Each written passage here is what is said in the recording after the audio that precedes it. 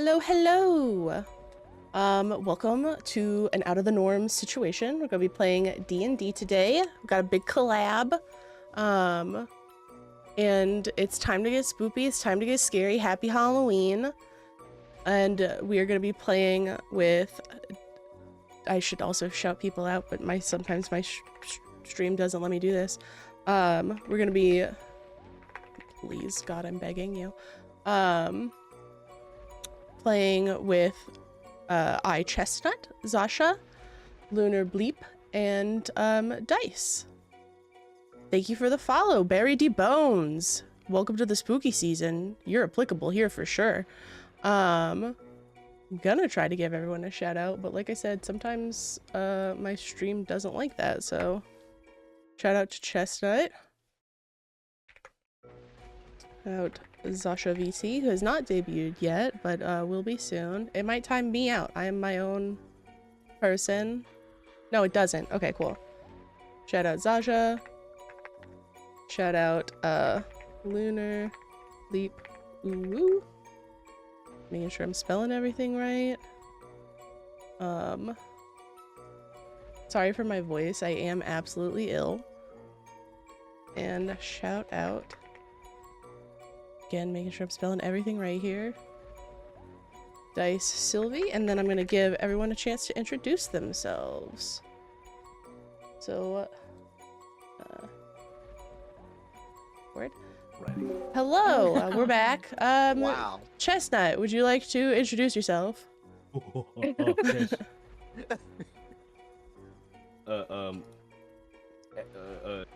Start with hello. Because I'm Chestnut. Believe it or not, I am a Chestnut VTuber.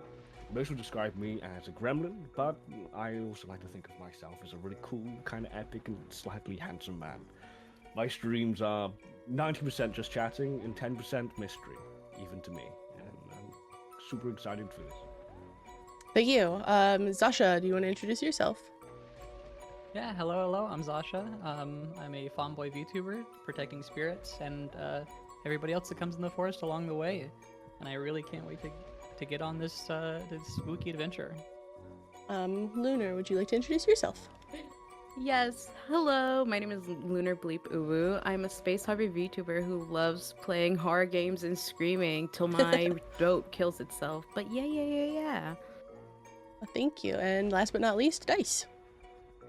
Hello, my favorite guests. My name is Dice, and I'm a Frankentuber here on Twitch. I just really like playing games with my friends and making guest appearances, like right now. Happy to meet you. Ooh, let's get started. Okay, so I'm gonna move you guys over to the town. So as seasoned adventurers, you guys are well-traveled, well-fought. You're very familiar with having to make your way through the different areas as you seek out your fortune and go on many different quests.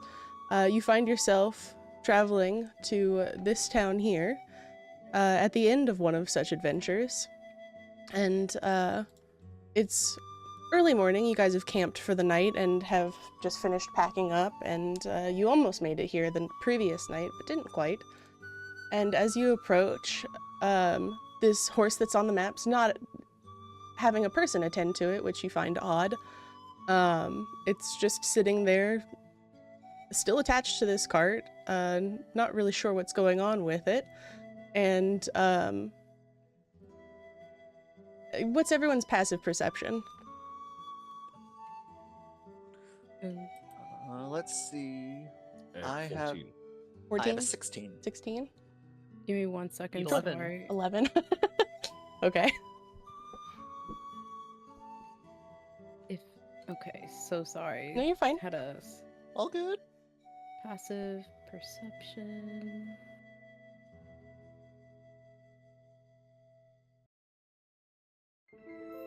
Oh, you're... I think I'm blind right now. I'm so sorry. No, you're fine. Passive perception. You're... negative. No, not one? even, no. No. It's 9. It's 9. Yeah, you're good. I said that. Okay, so Emil and Spiff, you are more concerned with other things. You're kind of just, you're still tired, you know, it's morning. You're more focused on trying to get to this next town. You guys don't really have a job lined up currently, so you're hoping to, you know, figure out some way to continue making coin. Alexander and Rowan, however, you are a little bit more tuned into your surroundings. You find it certainly odd that there's an unattended horse here. It's not like it's off the side of the road. It is certainly in the middle, which is not normal.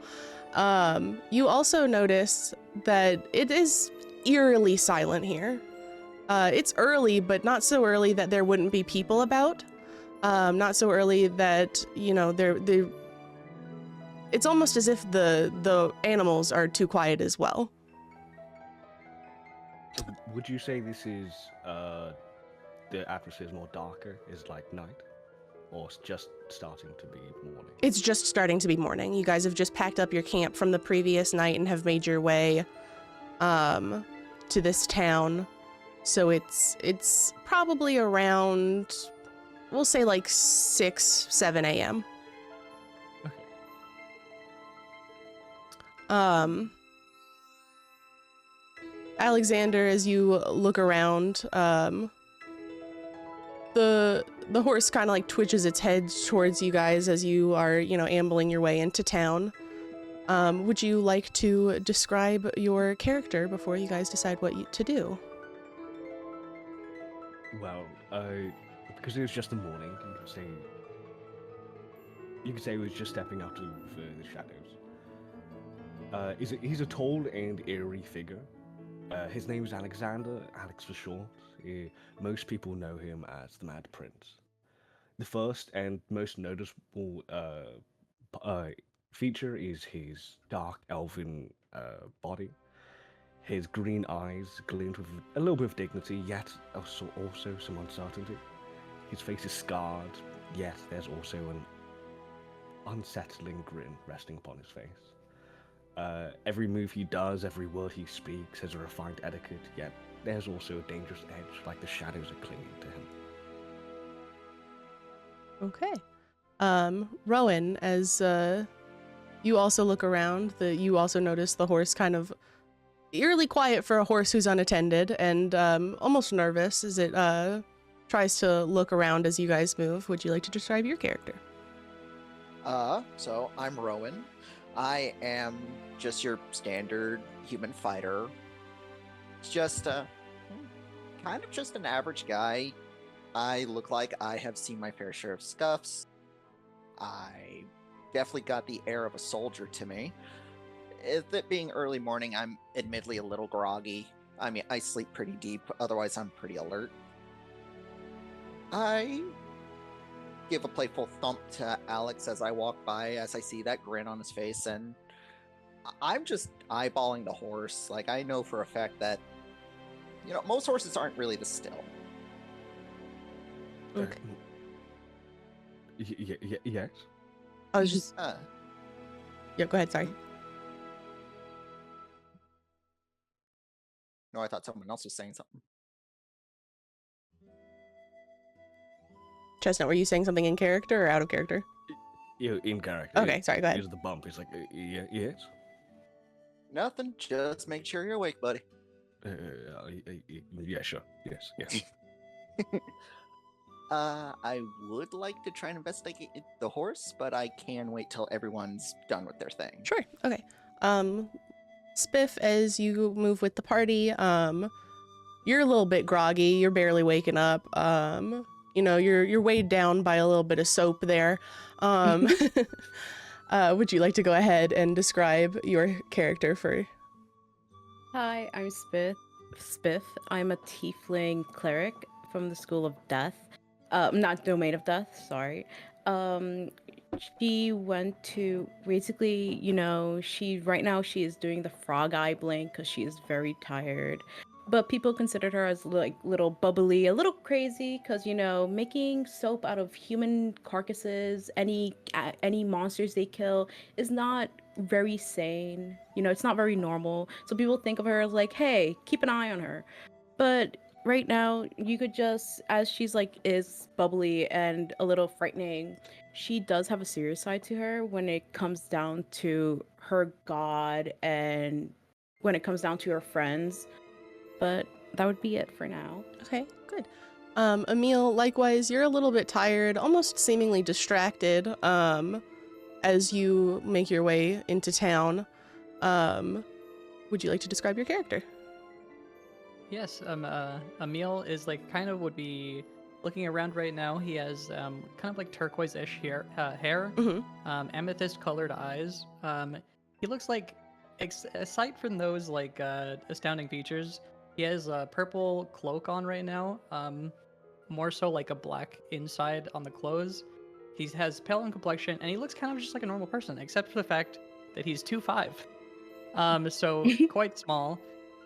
Which is obviously not normal for like what seems to be just like a regular looking human. But he is definitely absent-minded, thinking of other stuff inside of his mind when he turns his attention towards the horse, and will kind of jaunter over, seeing Alexander and Rowan already kind of like looking towards it. Mm-hmm. Okay. Okay, Rowan, you said you wanted to investigate the horse? Yeah, just to see if I. Okay, I, so... I, Go ahead. I was just gonna say, see if I see any marks or Okay, I don't know, maybe. are you some trying to magic on it. interact with the horse or just, like, look at it? Interact. Okay. So go ahead and I'll let you do either an investigation check or an animal handling check. Alrighty. Ooh. Okay, on an 8, it's definitely a horse. wave You're my pretty hands familiar with perfectly. horses. You've seen them before. You would know that this is not typical behavior for a horse. But you know, it's a large creature. It's early morning. For all you know, it's just tired, you know? It's you're not overly familiar with the sleep cycles and the circadian rhythm of a horse. It's not bleeding. There's no like wounds that you can see or anything. It does not appear to be very friendly towards you. But it does not seem, and like, you know, there's no animosity towards you either. Rowan, I don't know if you should be playing with the horse. I'm just grabbing its face and looking at it like, what? Are you kidding me? It's fine. Biff looks up and just is looking at like everybody just being like, just being so, what's it called? Admired. No, she thinks they're admiring the horse, and she'll just goes like, "Are we gonna kill it? Or are we gonna? Why are we looking at the horse? We do not kill the horse. Why is your face close to the horse? I'm investigating the horse. That does not mean we're gonna turn it into soap. I didn't say no, horse fat does not work well with soap. We spoke about this. To great length, I'm very well aware. As Sure. they're having this argument about soap, like always, Alexander, knowing that it's very quiet and he wants to climb on top of the orange building and try to This look one? out to see if there's any civilians. Yeah. Okay. Well, as you approach the front of this building, you notice that this is the tavern for this town. It is a small town. But this is the inn, basically. This is where all the travelers would come to rest. This is where you would hopefully get a room for this night, perhaps see if there was any quests available nearby, or if anyone needs anything doing, it would be in this building specifically. But if you want to go ahead and climb it, go ahead and give me an acrobatics check. May I give an actually, yeah.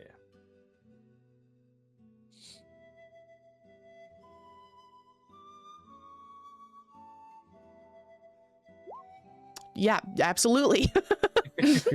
You bound up the side of this building as if you were walking on the road still. As your party like looks over at you, you look effortless. You're just, you know, climbing up the side of this building as if it is absolutely nothing, and you easily make it to the top of this building.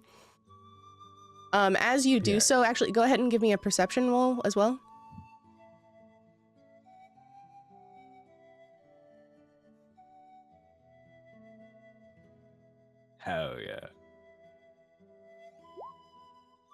Sorry, they're a little bit slower on roll 20. Oh damn, nat 4. Okay, nat 4, Good God. nat 20, 24. There we go. So as you are actually like traversing the sides of this building, you can see in the windows, there is no one inside of there. The torches are not lit, even though they should be at this point. Breakfast should be commencing soon. You hear nothing and you see absolutely nothing happening inside of this building. Doing that, I'll probably be looking up for about a minute or two if anyone else wants to do anything while I'm doing that. Okay. Rowan, Emil, and Spiff, is there anything else you'd like to do? Knowing that they're like, we know that this is like unnaturally quiet around us, right? And like unnaturally. I'm like, assuming still for the someone in your horse. party has brought it to your attention at this point, yes. Yeah. Can Emil make like an Arcana check, kind of centered around like the horse and like just like the area in general? Sure, go ahead and roll me an Arcana check. It could be magic, it could be natural, you're not really sure. You are not, well, you know of arcane arts, it's not in your blood, so to speak. So you're not overly sure. It's possible, it's absolutely possible that this could be something of the arcane. It's also possible that this horse is just kind of spooked. It's naturally magical, you know? We are bound and determined to figure out what's up with this horse. Yeah. So, I have a question, Spiff. So we're looking at this horse. Sure. You don't know what this horse is. We're just looking at it. You're very close to this horse's face. No, not Alexander. Rowan, you're very close to this horse's face. What are we still doing with this? Are we going in the tavern? Are we not? Are we staying out here? I'm tired. The soap is heavy. Okay, you know what? Fair enough. We'll deal with the horse later. Let's get in the tavern. Okay. Unless horse. Just as he says that, I'll jump down because and I'll say, yeah, guys, I there's no one in any of the houses, like any of them. It's completely abandoned. Does that mean we could raid the houses? No, No. no, bad. But there's nobody there. I think maybe if we were enter into the tavern, maybe like down like the back or something, just to make sure. Well, I definitely don't like the idea that the whole place is deserted, so I guess a little looking around and heading around to the back isn't a bad idea. Okay, so you guys want to enter through the back? If we can, Yeah. Okay. Wait, before Yeah. we enter through the back, Mhm. this horse is by itself. It's Can we keep it? Are we? That's an okay, That's an important question. Can we keep it? You can roll an animal handling check to see if it comes with you. Okay. Let's see. I mean, it is attached to a cart. Oh my God. No! Okay, Let's do you? go! Oh, sorry Okay, about no, that you're one. fine. You're fine. Okay, so do you want to detach it from the cart? Are you taking the cart? What are you doing with the horse? Are you like gonna sit on it and ride it? Are you just gonna pull it with you? What are you wanting to do with the horse? The horse does have a carriage. I think we should put our stuff Well, in the carriage it's a and keep the wagon. horse. It's not so much a wagon? carriage. It's just a wagon. Yeah. Well, we could put our stuff on the wagon, less carrying stuff. I say we keep the horse, we keep the wagon. This horse's name is now Pickles. Okay. Okay. And So nobody touches Pickles. Rowan, I'm looking at you. Don't kiss the horse's face, please. We are keeping the horse. I just look at her like, why do you think I'm gonna kiss the horse's face? I don't know. All right, well, we have a pet now. okay. So, Pickles the horse comes with you, no questions asked. It's been spooked. It was clearly, it was not knowing what to do. It was attached to this carriage, didn't really know whether to go or stay or what. The second you reach out to touch it, you can feel all of its muscles just relax. It had been extremely tense, like almost trembling. And you pull on its lead and it starts to follow you wherever you go. which in this case is Lovely. to the back of the tavern, correct? Yes. Okay. So you guys make your way to the back of the tavern. Pickles the horse is with you. I don't have a cart to attach to Pickles the horse currently. I did not expect this to occur. I don't know why. I should have, but you know, he's with you. Okay, so you guys head around and to the back of the tavern, which is the door you're currently at right now. What would you like to do? What does the front door look like? As in, Well, you are in the is it- back door. Did you guys want to? Back door, sorry. Okay. Yeah. It's just a normal wooden door. Doesn't appear to have any like out of the normal locks or anything. It's just, you know, it's a tavern. It's not, you know, anything that would need to be locked down in the night. It's just a normal wooden door. Got an iron handle. And I say let's knock. Wait, no, that defeats the That's whole a bad purpose. But like, That but, like defeats the purpose of sneaking in. true. But like, what if? Listen. I need you to listen with me, right? Listen. What if this is a surprise party? You know, they're waiting for us. It's. Have you ever thought about that? We always go into towns, and you know, we go in there, and you know, everybody's calm. But what if they know about us? What As if she says not? this, I start crouching and seeing if I can just open the door. it is locked. So if you're trying to just like turn the handle and open it, it's not moving. I'm trying to remember, like, as hanging out with the group, is anyone really good at picking locks? I can kick down the door. Just as subtle as Nice. knocking. I slowly pull out my. Do I have lockpicks? I believe you have thieves' tools. Wait, Alexander. Yeah, you do have thieves' You- tools. I shall. If you wait, you're picking the lock, right? If you could go in the shadows. Can't you just like slip under the door? I will also say, because you did have to walk around this building to get to this door, there are windows in this building as well. Oh, Like this is is not. it There's not fucking only the nice? front door and the back door. There are multiple windows. What did it look like? We probably would. Should. Just tap your shoulder. Like and I if you point and you to a guys have window. control of your tokens. If you want to move around the map, feel free to move around the map. Oh, perfect. Like you'll be able to see through the windows that are there if you want to like peek inside the building.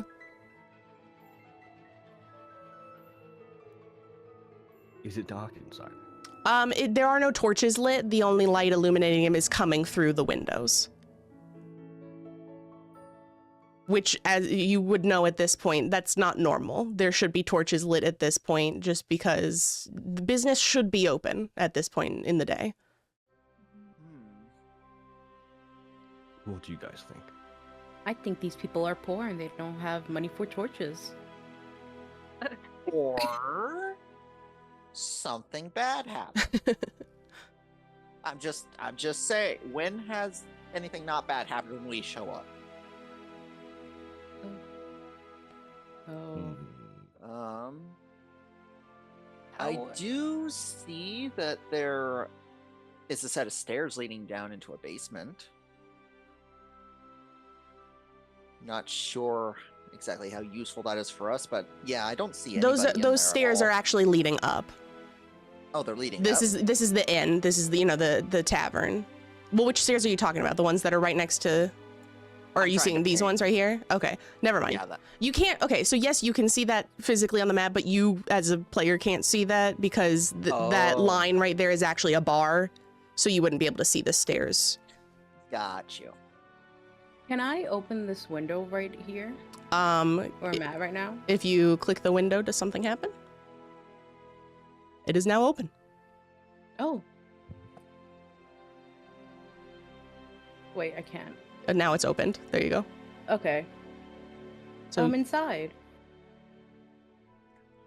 So, I'm gonna go out, see the window where Alexander is at. I'm just gonna wave. okay. Yes. Alexander, over here. he managed to open the window. It's just unlocked. Like you can see Alexander's kind of excited face while like looking around here just deflates. It's like, He's like the Aw, one thing I was good at. it's okay, buddy. We'll find you another door to lockpick. yes, let's investigate. Okay, so as you guys enter the building through this window, I would love everyone to give me a perception check, please. Okay. Okay. Perception. Damn. Okay, that's not a 2 this time. Oh. I'm rolling high. Oh my god. It's almost like you have a +4 as well. Yeah. Okay, so everyone besides Spiff, Spiff's just so like proud of herself for like, I got in, I was the first one and I opened the window, I got this. And she's just like really in her own head, like, I'm so good as an adventurer. I made it through with all the soap even. But the rest of you, I put all the soap with the horse. oh, with the horse. Okay, you're right. Okay, Yeah. well, even better. You're like, you know what? I'm lightened by the burden. I don't have to worry about the soap anymore. Pickles got this. But the rest of you, as you enter, yes, it is eerily quiet in here. It's echoing because a tavern's not meant to be this empty. But you also notice it's not been like this for a long time. There aren't cobwebs all over the place. It's not like it's been deserted. In fact, with a 21, you can still smell that there's been food cooked here, you know, recently. It's not like super fresh, but you can still smell like, you know, they've been cooking here. This has been in business. This has not been abandoned for like weeks and weeks here. Like it's still relatively clean. There's not like a bunch of dust everywhere. It's not the building itself you would have seen from the outside as well. Nothing's dilapidated. It's all still very much put together. Spiff rockets through the frickin' building. Yeah, just, you know, she's like, everything is fine here. I'm just looking. I don't know why they're being worried. I just opened the window. I'm fine. I'm just looking. running past everyone to chase her down. I'll talk to the one other person left in the building, in my room. I'm like, it's only been like this recently. There's still a scent of food. Wait, there's still like stuff cooking? Residue of something. Maybe been 24, 48 hours, maybe.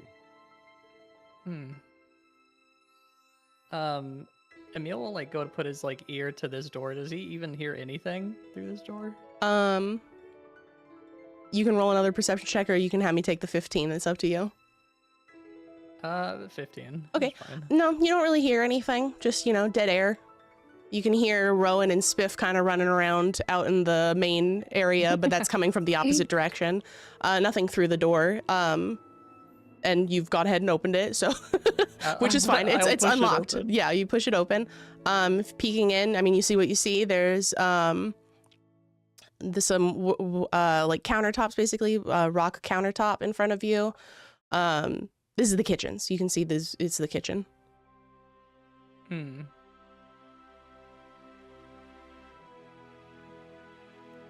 I'll turn back towards Alexander and be like, "There's something very eerie going on here. Let's catch up with the others."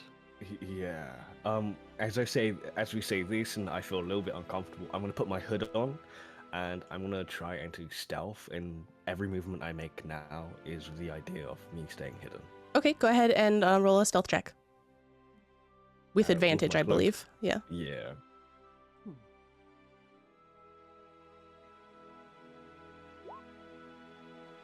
Was that with advantage, or you? Okay, there we go. Yeah, so 25.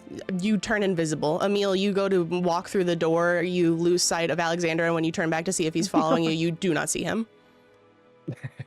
He's probably used to this by now. He's because every movement, whenever, especially at night times, I pretty much stay at like the trees around us when we're traveling. Mm-hmm. Yeah. Okay. Rowan, as you approach that door, are you trying to open it, or are you just trying to? What are we trying to glean? I'm gonna just try and open it. Okay, go ahead and click the door. See if it opens. Yep, it's unlocked. You looking inside, you see, you know, stone countertops. You see some fireplaces that are clearly meant for cooking. Same thing, this is the kitchen. Oh. Okay. Should have guessed that. Well, you didn't know what they knew, so. True, I was busy Yeah. yanking around Spiff for a hot minute. So, I'm just gonna push through him because he's just right there. I'm just gonna push through him and Okay. still look around. Yeah, slide by into the kitchen. Oh, this is a door that takes outside. Can I open this door? Oh yeah, that's where you guys were. Go ahead. From the Okay. inside, you can absolutely unlock it, and it is open. You see Pickles the horse. Can I invite Pickles? Can I like drag Pickles inside? Just so You Pickles will- certainly Pickles- can. I will say that you know that there are stairs leading up this and by the main door, and I know this as a human. Horses cannot go downstairs, so he'd be kind of stuck, or you'd have to make him jump with. And he is still technically attached to the cart right now. I just didn't have a cart for him, so. No, yeah. Oh. Spiff, please do not invite Pickles into the building. He will literally like, get but- stuck. No. Listen. Rowan, you're strong. You could just pick up Pickles and take him back downstairs. Do I look like a minotaur to you? Don't answer that. I will say, Spiff, if this is about like worried about his mental state, he's totally chill now. That with that nat 20 animal handling check, he's happy as a clam. Okay, perfect. If this door stays open, anybody that closes this door, I will fight. Pickles needs to make sure we are inside. Needs line of sight at all Okay. times. He's just in front of the Alright. door. Can I, while we're in the kitchen, I'm going to assume there's probably food that was prepping or something of the sorts, maybe in the fire down here. So the Is there fire, any sort of yeah, the fire right there is actually down to its coals at this point. It's just kind of smoldering. There's not any actual heat coming off of it. There wouldn't be any cooking given from that point. You can go ahead and give me a survival check if you can like figure out how long that would have been burning to get to that point. And also go ahead, anyone who wants to, give me an investigation roll. Okay. I have a question. Do we still see Alexander? We can't see him at all. You also cannot. You can roll a perception check, and if you beat a, what did you roll for? If you beat a 25, you can see him. But if you roll under a 25, you cannot. Okay. Oh, it didn't go through. Okay, I'll do it again. Okay, yeah, no, you do not see Alex at this Okay. point in time. That sucks so much. Okay. I rolled a nat 20 and then it didn't pop up, so I rolled it again. I mean, if you rolled a Oh. nat 20, I'll honor that. You know, I don't think No, you're no, no, gonna. It's okay. It's okay. So with the two investigate, I'm just gonna work the way down through the rolls. Okay, Rowan, you're really distracted by Spiff yelling about Pickles right now. You're kind of like looking around, but you're not.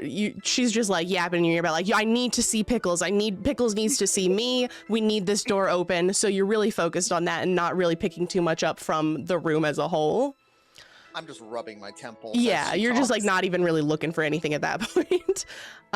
Emil, as you look around,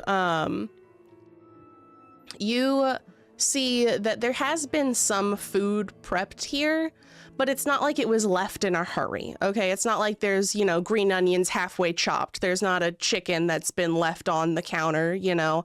It seems like the kitchen was closed down for the night, relatively, you know, cleaned up from at least last night, if not whenever it happened. There are still fresh ingredients where fresh ingredients would be. Nothing's molded. Some things look like they might be going off soon. But you know, it's not like the food's been here for weeks on end or anything. It's relatively clean. It's not, you know, super clean. But it looks like it's been cleaned up, so to speak. You know, it's been wiped down. There's not a bunch of stuff here. Again, also same thing as before. It's not like in a dilapidated state. It's not had time to really break down. Alexander with a 6. It's at least been burning. I'll give you, you know, for at least 6 hours to get down to this point. You are not sure. It could be much, much longer. You don't know what type of wood was being burnt. Some wood burns longer than others. But with a 6, you can't really tell much other than that. At least 6 hours. Okay.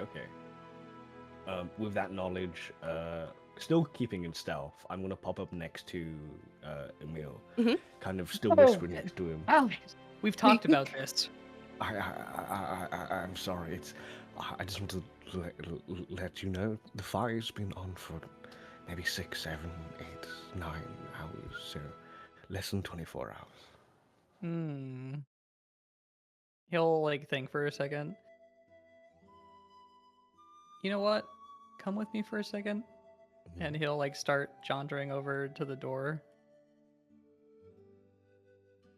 He's gonna go out and check the cart on Mr. Pickles. Okay. What are you looking for? Something And- specific? Just like stuff other than what we already like kind of stuffed inside of the cart. Okay. Go ahead and roll a perception check. Oh yes, seeing. Okay. I mean, you know what's yours. Spiff dumped a bunch of soap on here. I'm not sure if anyone else put their stuff up on there. But you would know what items are yours and which items are not. There is some stuff on here, but it looks to be like crates. Like they're pretty much nailed shut. You're not super familiar with the symbols that are painted on the side of the crates. There is an open basket that appears to just have like oats and barley on it. You can assume that this is for the horse. Okay, so it's like feed for the horse and then there's like weird symbol locked box. Well, it's no, they're crates, like shipping crates almost. Like they're wooden crates that are like nailed shut that, you know, it potentially, you know, stuff is being moved from one side of town to the other. You're not sure. There's like a local symbol. Could be a logo, could be a symbol for something. You're not sure. Emil will kind of say that out loud and be like, is anybody familiar with this symbol? And he'll kind of like point inside of the cart to the symbol. Anyone who wants to potentially make that check, go ahead and roll me a history check. I could check for it. Okay, 23 and a 16. 21. Okay. Having asked this question out loud, you know, it triggers something in your memory, Emil. You're like, why am I asking this? I know what this is. You're familiar with this symbol. It's actually a logo. It is for a fabrics manufacturer throughout the kingdom. So it appears as if they are getting a shipment of something from out of town that has been put on this cart. And you don't know where it was going, but at some point it was being delivered here and obviously did not make it to its destination. 1 second. Rowan, are you going to investigate the stairs there?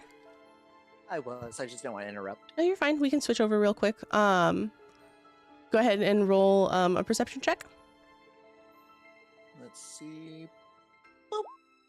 Okay. Okay, that's better. It is very dark under there. Like I said, none of the torches have been lit. And not having dark vision, you can't see much, but from the light peeking in from the top of the stairs, it's just barrels and barrels, and there's wine racks. It's the storage for the bar. It's not a very big room. Gotcha. And then back to Spiff, Alex, and Emil. It's really strange.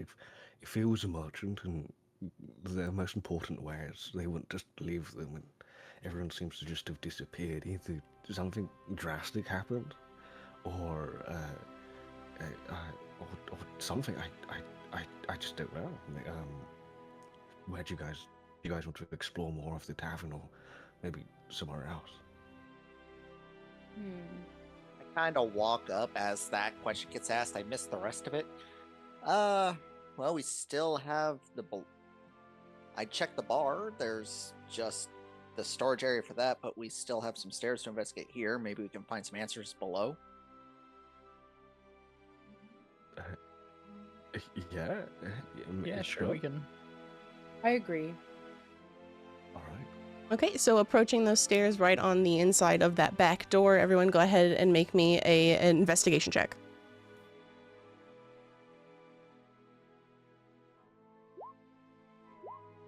Six and 13. Okay. So Alex, you don't see much, or more so, you're not really concerned with anything in there. You're more focused on the mystery of these crates and where they were potentially going and why someone just basically abandoned them in the middle of the street. In fact, I don't even think you really go down the stairs. You kind of stay at the top just to be like, ponder what this mystery is about. Emil, Spiff, and Rowan, you all three try to go down there. It's not a very large room. You're all very much like chest to back in a single file line here. You have now entered the root cellar of the kitchen. So yeah, maybe investigating somewhere else is a good idea. Well, I think we should. This place is empty, you know. Like I said before, I think we should just steal everything we see because, you know, no people means no ownership. I I think we thwack her should in the just back stay of the here. head. You never like my ideas. Because they're illegal. You kill people. That's not illegal. We're not talking about that. We're talking about you. Let's go. And so we're going back outside then, I assume. I think Yeah, so. do you- Yeah. As you guys are going back outside, my Alex is like, why would they do this? I don't know. This is. We can rob the place when we're done. How's that? What if the place is gone when we're gone? Well, we're done with whatever we want to do. It's a whole building. It's not going to disappear. You don't know that. Oh, let me not move that. Okay, so you guys make your That's way the whole back to the roads as a whole party. And if you want, you can drag and drop your token onto the map, or you can move the party token. That's up to you.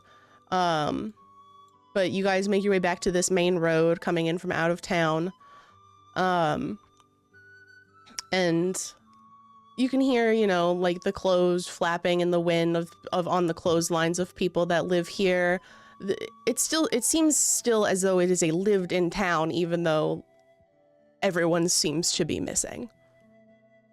You still do not hear any form of chatter, you hear some animals, but that's about it.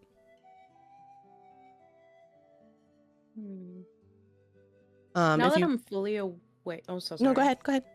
I was gonna say, now that I'm fully awake, we just did what we do. Can I do investigation check? Sure, go ahead. Just to make sure, Just to see what's happening. Mm-hmm. You know, with a 13, you know this is not normal. Are you looking for anything specific? No, I'm just I'm finally catching on to what they're worried about, Mm-hmm. I would say. Because at the beginning I was like, you know, this is just a normal town. Yeah. Like, the people are just gone. They're just Yeah. doing whatever. But now I'm just catching on to the vibe. Okay, then yeah, no. So you feel very much that this is not normal.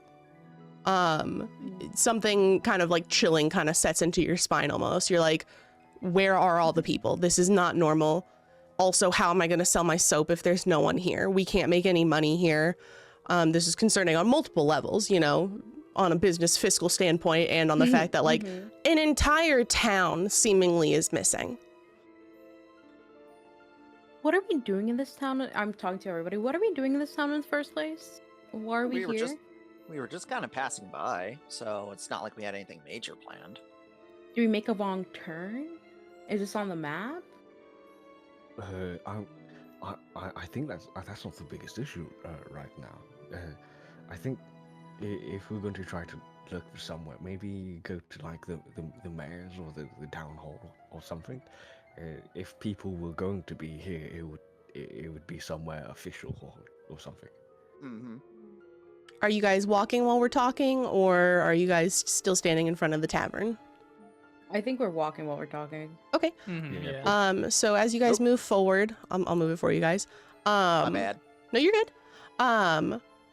You know, you can see a little bit more of the town as you walk through, see past certain buildings. There's a central little area right here that has some, again, empty stalls underneath the shade of this massive tree. There are many different directions that you can split off in as you come towards this center area.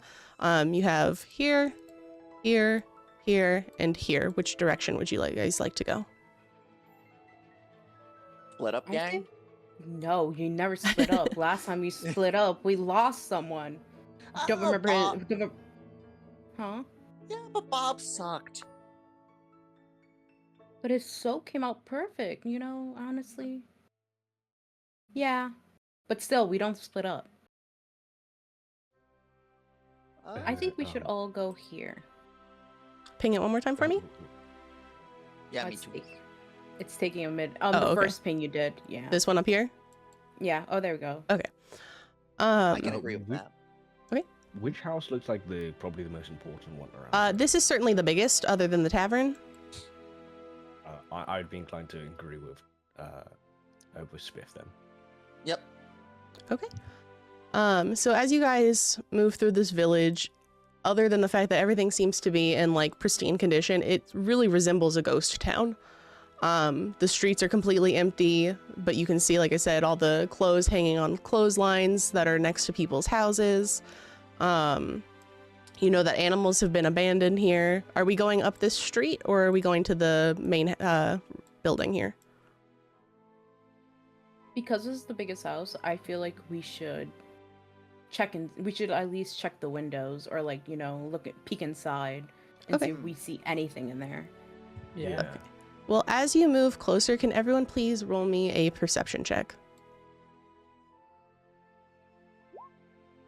16, 18, 13. 13. Okay, so as you guys move more this direction, all of you actually can hear just off in the distance muffled crying.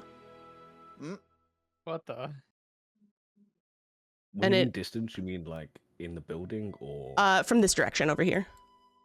Ooh. What Which- type of crying is this? Like a child's crying, an adult crying, an um, animal crying? it would be more just based on, you know, general knowledge. A child crying. It sounds like a young child, not an infant, but like a like full sobs. I book it over to there.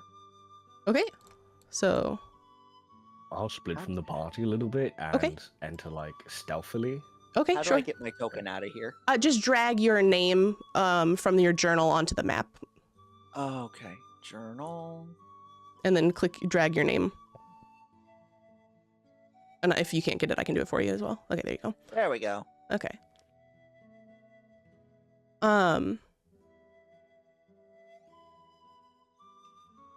I Huh. can't do that. Can you help me? Yeah, I got it for you. Hold on, Spiff. Oops. Okay, and then I'll Oh my just go god, ahead so and tiny. he is only 2'4". I just Good noticed. Just noticed. Okay, so Alexander, go ahead and give me a stealth check with advantage.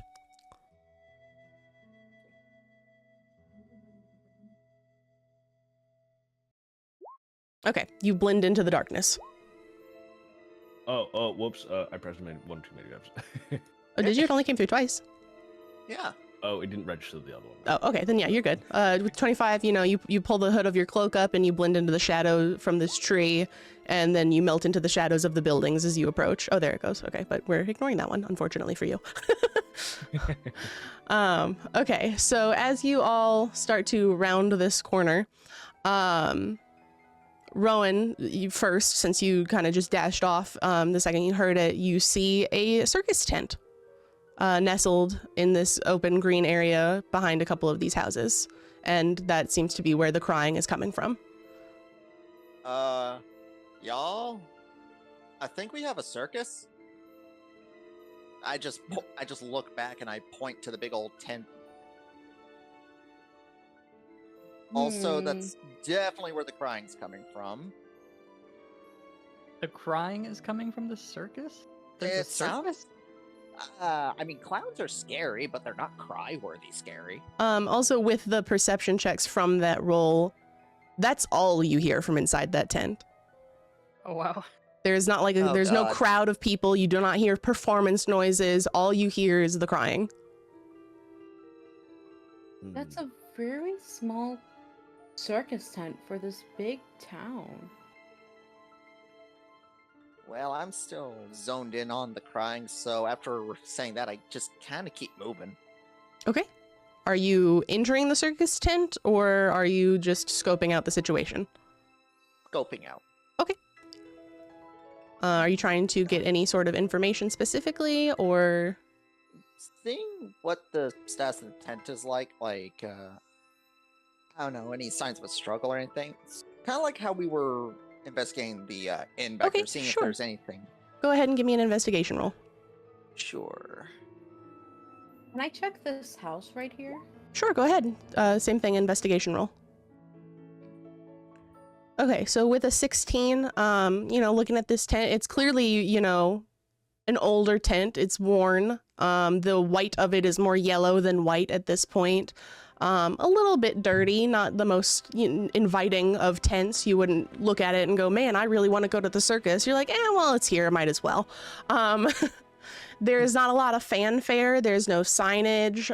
You just see the closed flaps of the tent, and you hear the crying inside. It doesn't appear as if there's any like major tears. All the posts are still, dug into the ground. Doesn't look like anything's been tried to torn down. As far as you can see, there's been no struggle. Spiff, what are you trying to find from the house? Anything specific, or just kind of like peeking in the windows and seeing what's there? She's kind of figured it out, seeing that there's just this random tent. Okay, In between these buildings. With the 10, you peek inside, some of the curtains are drawn on the first window, so you move to the second. Empty house, same as the tavern. It doesn't appear to be that there are any torches lit. So you're really only seeing, given ambient light, what's leaking through the window as you peek through. It doesn't look like there's any fight or anything. It's just, someone left their house.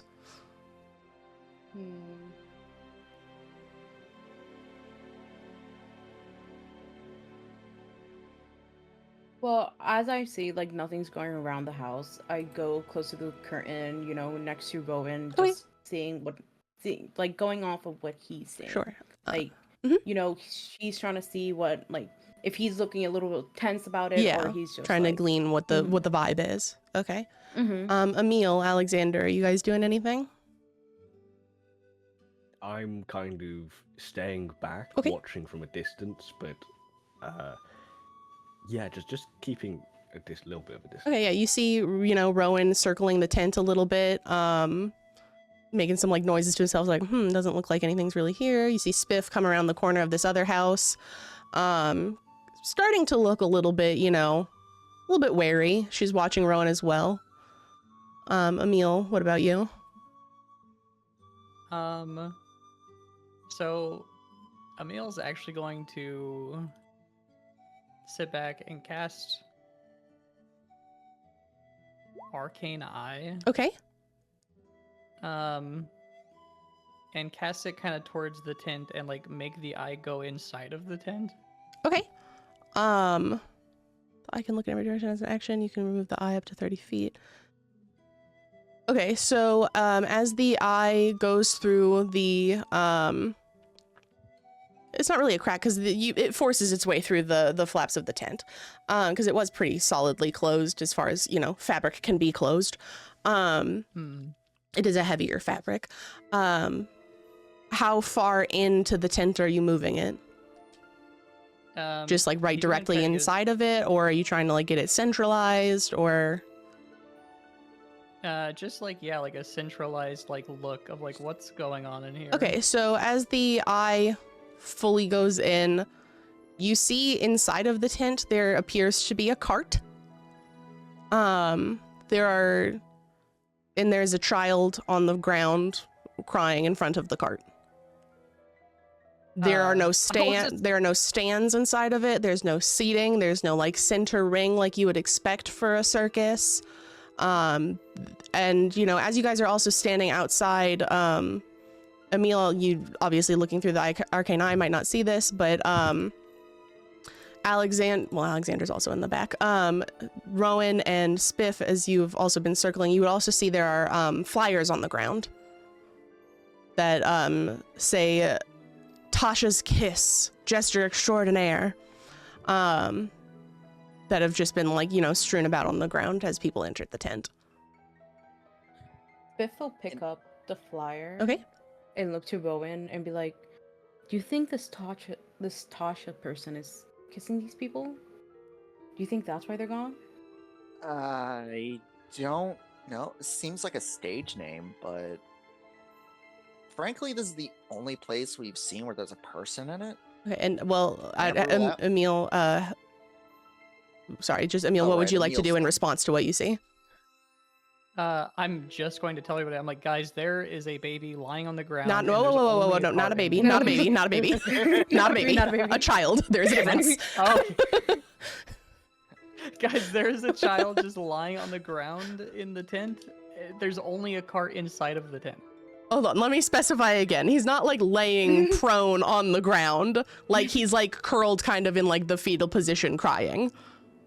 Okay. He's not like okay. dead. He's just like on the ground, like this is a lot for a kid to deal with type of stuff. Does he seem hurt, Emil? Uh, Or does it seem hurt? I don't know what it is. It's a boy. It is a boy. It is a boy. It's a boy? Yeah. I don't trust that kid. Well, from what I can see, is it hurt? As far as you can tell, no. Other than like emotional pain, there doesn't seem to be anything wrong with the kid.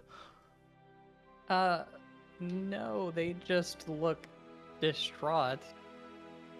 on that note, I just head on in and try to help the kid. Like, Yeah, as he says that, as Emil says that, I'm like, fuck. Oh no, Rail's gonna run in straight away. Oh fuck, shit. Well, I Emil, have a- that's how we lose him. Okay, so Look, kids deserve protection. All right, this is how I die. unless someone runs in, this curtain's still closed. The eye that Emil pushed through doesn't actually open the curtain all the way. Do you retract the arcane eye, or are you leaving it hovering there? I'm leaving it like just hovering there on top of everything. Okay. Oh, sorry, I didn't mean to close it again. Okay. But I'm also gonna go a little like closer, just so Okay. if our compatriot starts dying, I could at least do something. Okay, Rowan, are you rushing in, or are you okay. So as you run towards this distraught child, you know, it's not stealthy, it's very basically, you know, you're sprinting at a kid. Yeah. He looks up at you and just kind of like he shouts and starts scrambling backwards away from you. Whoa, easy, kid. Can we hear this from outside? I mean, you Can can, we hear if you can kids see just him, you can, screaming? yeah, you can see, you know, the door's open. He's not like screaming. He's just, it's like a shout of fright of like, oh my God, I've been alone and now there's someone sprinting at me. I hold my hands up and I'm just like, yeah, make myself not a threat here. Where did you guys come from? And like, you can see like tears just still like run, like he's not like actively sobbing anymore. You know, he got a shock there, you know, you kind of scared him. But Yeah. still like crocodile tears are coming down his face. Like he physically cannot stop crying. We just walked into town.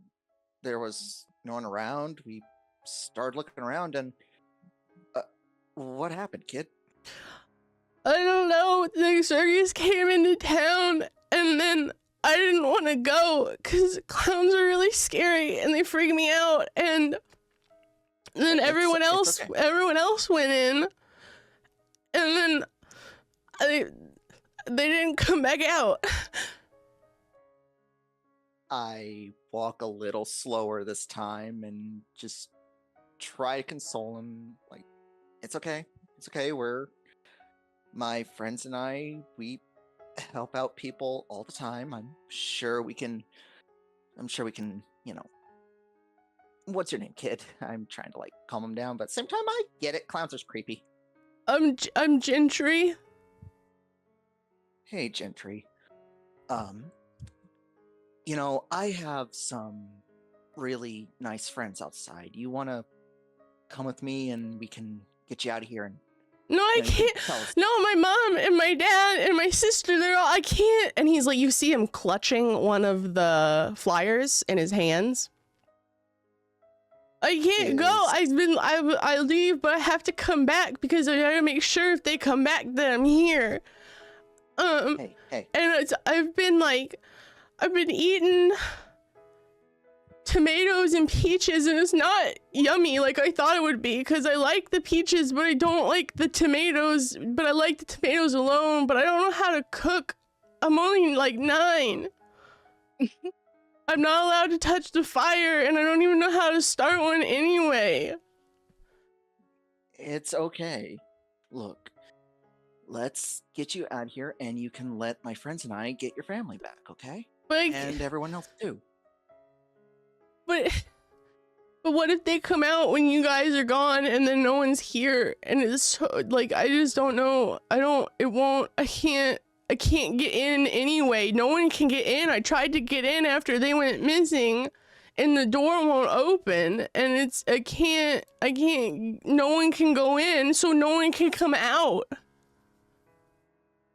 On that note, It's been like definitely- 5 days. Oh my god.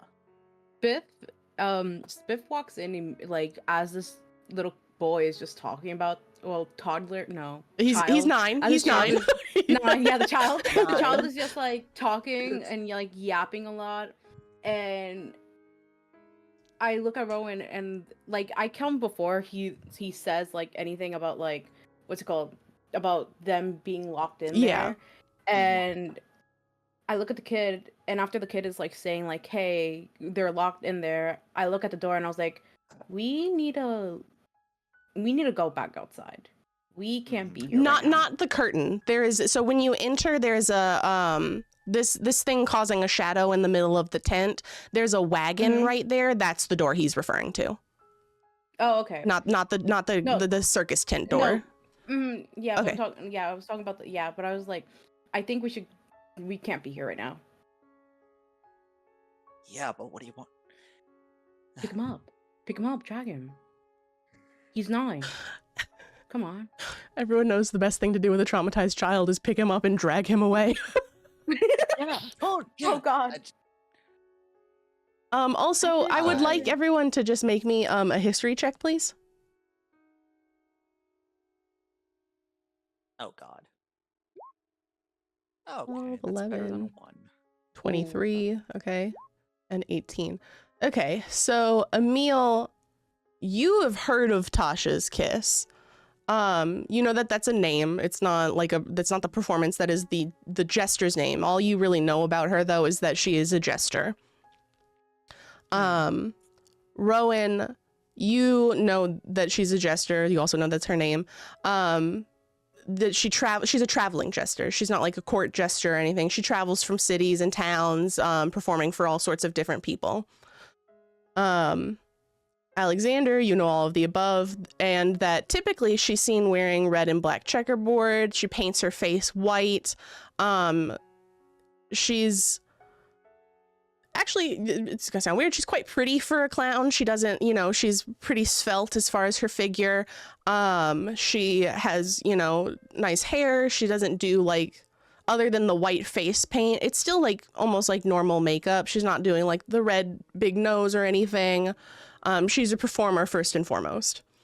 Spiff with the 23, you've actually seen her perform once. She traveled through your town when you were a kid, and honestly, it was one of the best performances you've ever seen. She was hilarious. She did, she has quite a presence. And you don't really know what's happened to her because you haven't seen her traveling as much recently.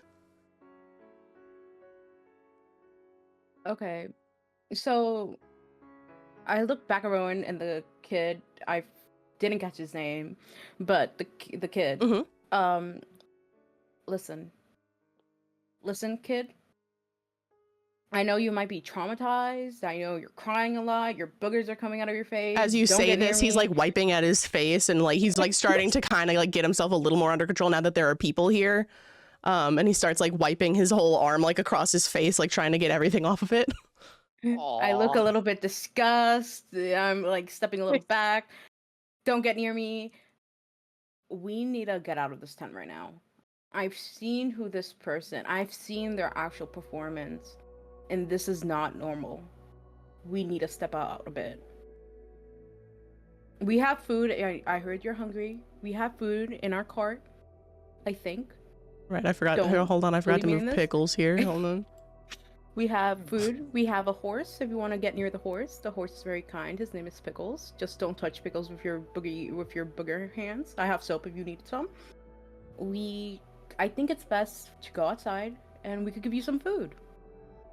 How does that sound? I can't. They're in there, and I can't. They need to come out, but if I can't even open the door, then they can't open the door to get out. They're just locked inside there. Well, I get on Go my and just knee. pick him up. Let me He- try one more thing, kid. All right? Christ, I am not manhandling a child.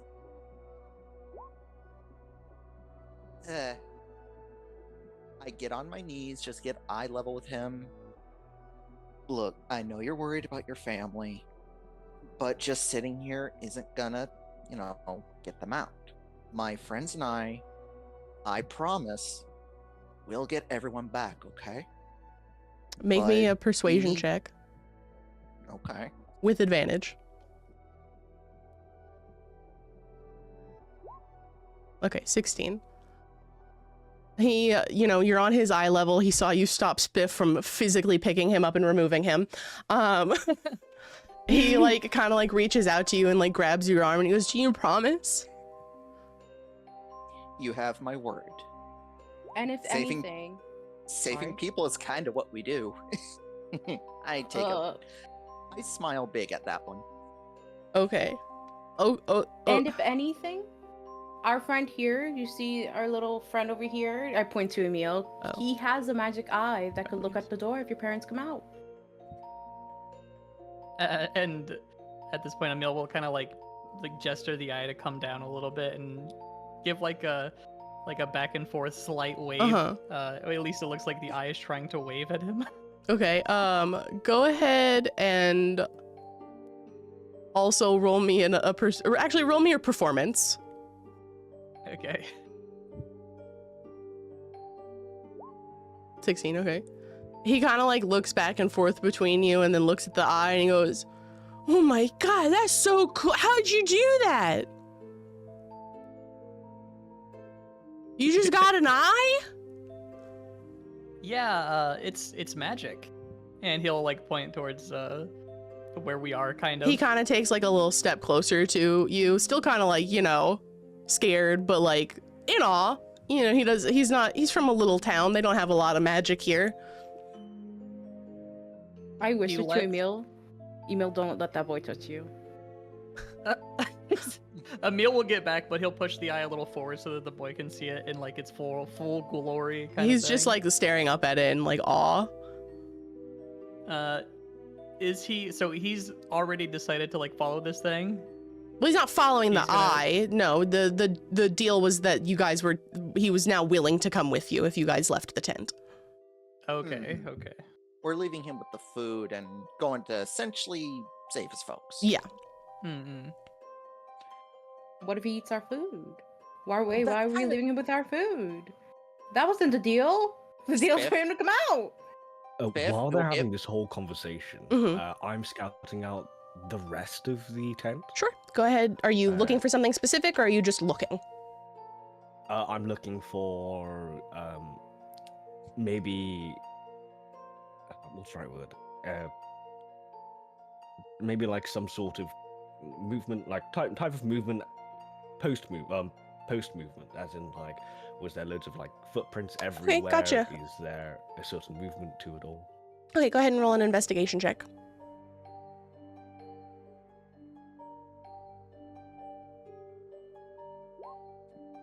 14? Okay.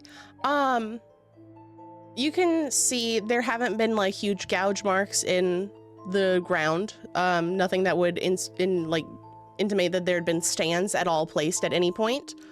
There's not a lot of, where you were in the back, not a lot of foot traffic. You had seen kind of where you, like over here where you started, where all of the rest of your party and this child is, there was a little bit more foot traffic. You'd have to get a little bit closer if you wanted to like see more than just that's where the most of the foot traffic was, if you wanted to glean any further information. In front of you, that's a barrel right there and a hay bale. Oddly enough, you don't see a horse, so you're not quite sure how this cart got into the circus tent. Knowing that the cart is actually too tall to go through the curtain at the front of the tent, you can assume that the tent was actually constructed around the cart. Okay. I probably would have done all of this while they had the whole Yeah, that's fine. conversation, but near the end, I probably would have, still in stealth, kind of creep near to the child, not realizing I'm fully in stealth, Yeah. and then trying to keep a kind of nice face, but still completely scarred, and definitely fights have withered his face. He'll like crouch down, and he'll say, "What do you mean 5 days?" Ah! He screams because he's like focused in on this arcane eye. Oh my god! Where did you come from? We just Alex, we just calmed him down. What do you mean 5 days? He kind of like looks to Rowan, who he's like associating with the only like adult figure here who's been like, you know, supportive. Emil's more of like a little more fun, you know. He's like, yeah, look at my cool eye. Spiff is like kind of an enemy. So he kind of like does like a quick glance over to Rowan. I'm like, who is he? Where did he come from? Hey, he's fine. He's my buddy. He's gonna be one of the reasons we're gonna be able to get your family back by opening that door. He also does not remember to stop just poofing in front of people. But why did you say 5 days, 'Cause- not 8 hours? Because they've been gone for 5 days.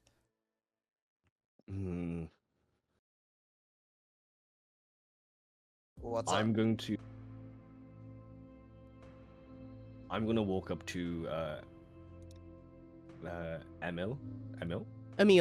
Yeah, Emil. I'll say, that doesn't seem right. That fire was on only 8, 9, 10 hours. I mean, if you want, you can roll an insight check to see if he's lying. Oh yes. Sorry, that was I thought of that, but then I forgot to actually say. As Alexander tells Emil that too, he's also going to like insight check. Sure, go ahead. Well, Oh yeah, I'm the only one that wouldn't really know about the fire. Okay, so as far as you can tell, he's shooting straight. I mean, he's distraught. He has no reason to lie as far as you can tell. You know, he's a kid. They don't, you know. There's something even more wrong. If he says it's right, then there's no reason the fire should still be slightly warm or anything. I don't trust that kid.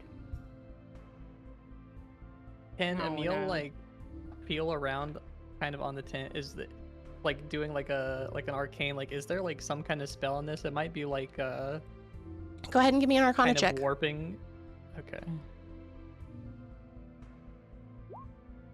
23? Okay, as far as you can tell with the tent itself, there's nothing arcane happening. This is a tent. It was constructed around this, cart that has, you know, Tasha's kist emboldened on the side. This is like clearly her traveling cart. Looking at the cart itself, you're not quite sure what, but you do get a sense of some very heavy, heavy magic happening inside of it. He'll turn back towards the other two and be like, okay, well, I'm not sure how he feels it's much longer than it has been. The tent itself doesn't seem to be magic, but that, and he points to like the closed door and like the cart, that is most certainly some kind of heavy magic. Mhm. Ooh, with that idea, I'm gonna quickly rush towards. No, not quickly, as in super fast. Decently, like not sprint, walk fast towards the child. Sure. You move with purpose. And I'm gonna squat down quite quickly and say, "Have you been here the whole 5 days?" No, I had to go sometimes to get food. What majority of the time did you stay here? I mean, yeah, kinda, cause I didn't want to miss if my mom came out and my sister and my dad.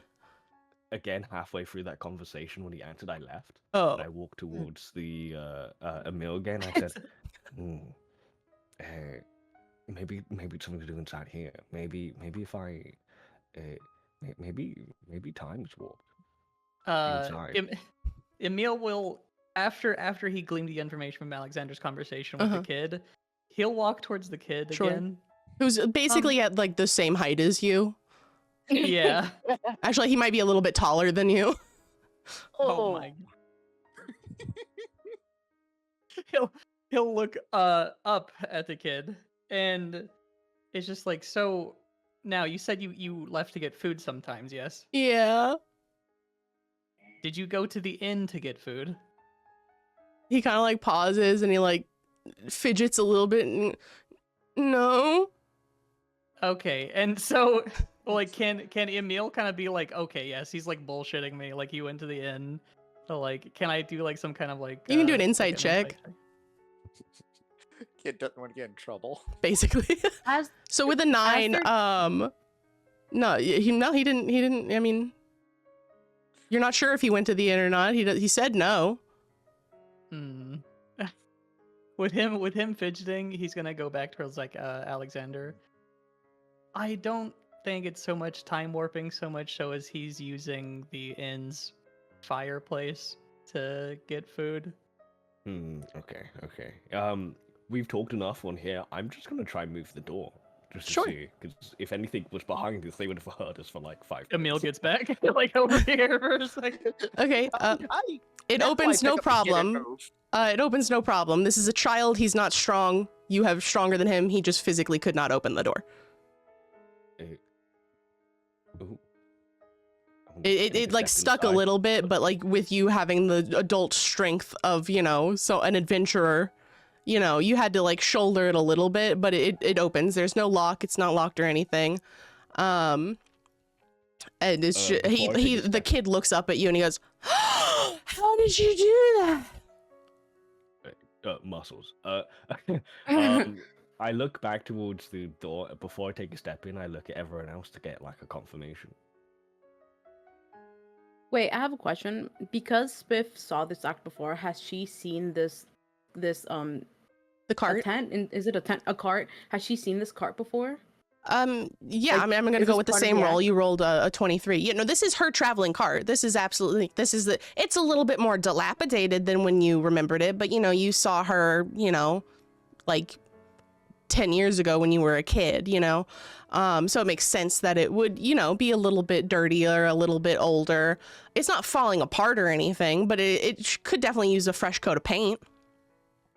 Seeing from what Emil said, that there's no magical energy like around the tent, but instead of the cart, can I do an Arcana check on the on the cart? Sure, go ahead. 21.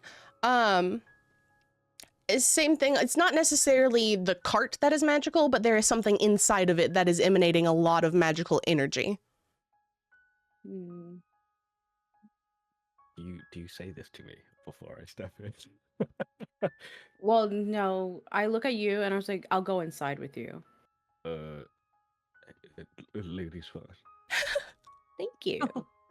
I just rush in. Okay. Go ahead and looking around, you know, there's a lot of the color scheme is always the same with her. It matches her outfit, it matches the tent. There's a lot of red, white, and black. Okay, so there's a plush red velvet cushion that's on a bench along the back of the wagon, right here. There's a wardrobe that takes up actually the majority of this wagon, which is across this back wall here. The door of it is slightly ajar. There's a large vanity and a mirror that's standing above an oak makeup table. And there's a basket of rolls and fresh fruit, actually, that are on next to the makeup table and are, like I said, surprisingly still fresh.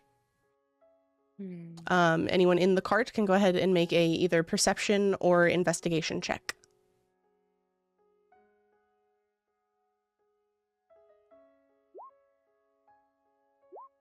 Okay, so with a 9, you know, you see what I described. You're kind of, honestly, you know, you have a little bit of like experience with Tasha's Kiss. You have this like memory of your childhood of like, it being so amazing. You're kind of almost like a little bit starstruck walking in here. You're like, oh my God, I can't believe I'm inside of her wagon. She's like so amazing at what she does. It's so cool to see. This is where she puts on her makeup. This is how she gets her face fully white and paints on those amazing patterns, you know. Alexander, less caring about who this person is and more of like what the hell is going on here. You see on the makeup table, you see the 3 pots of makeup. You see one that's red, black, and then one that's black, and then one that's white. These are like full-size pots of makeup that she has of each color. There are 3 full disguise kits right there. There's a leather pouch and a fancy red satin dress. You also see 2 rings sitting on top of the vanity table.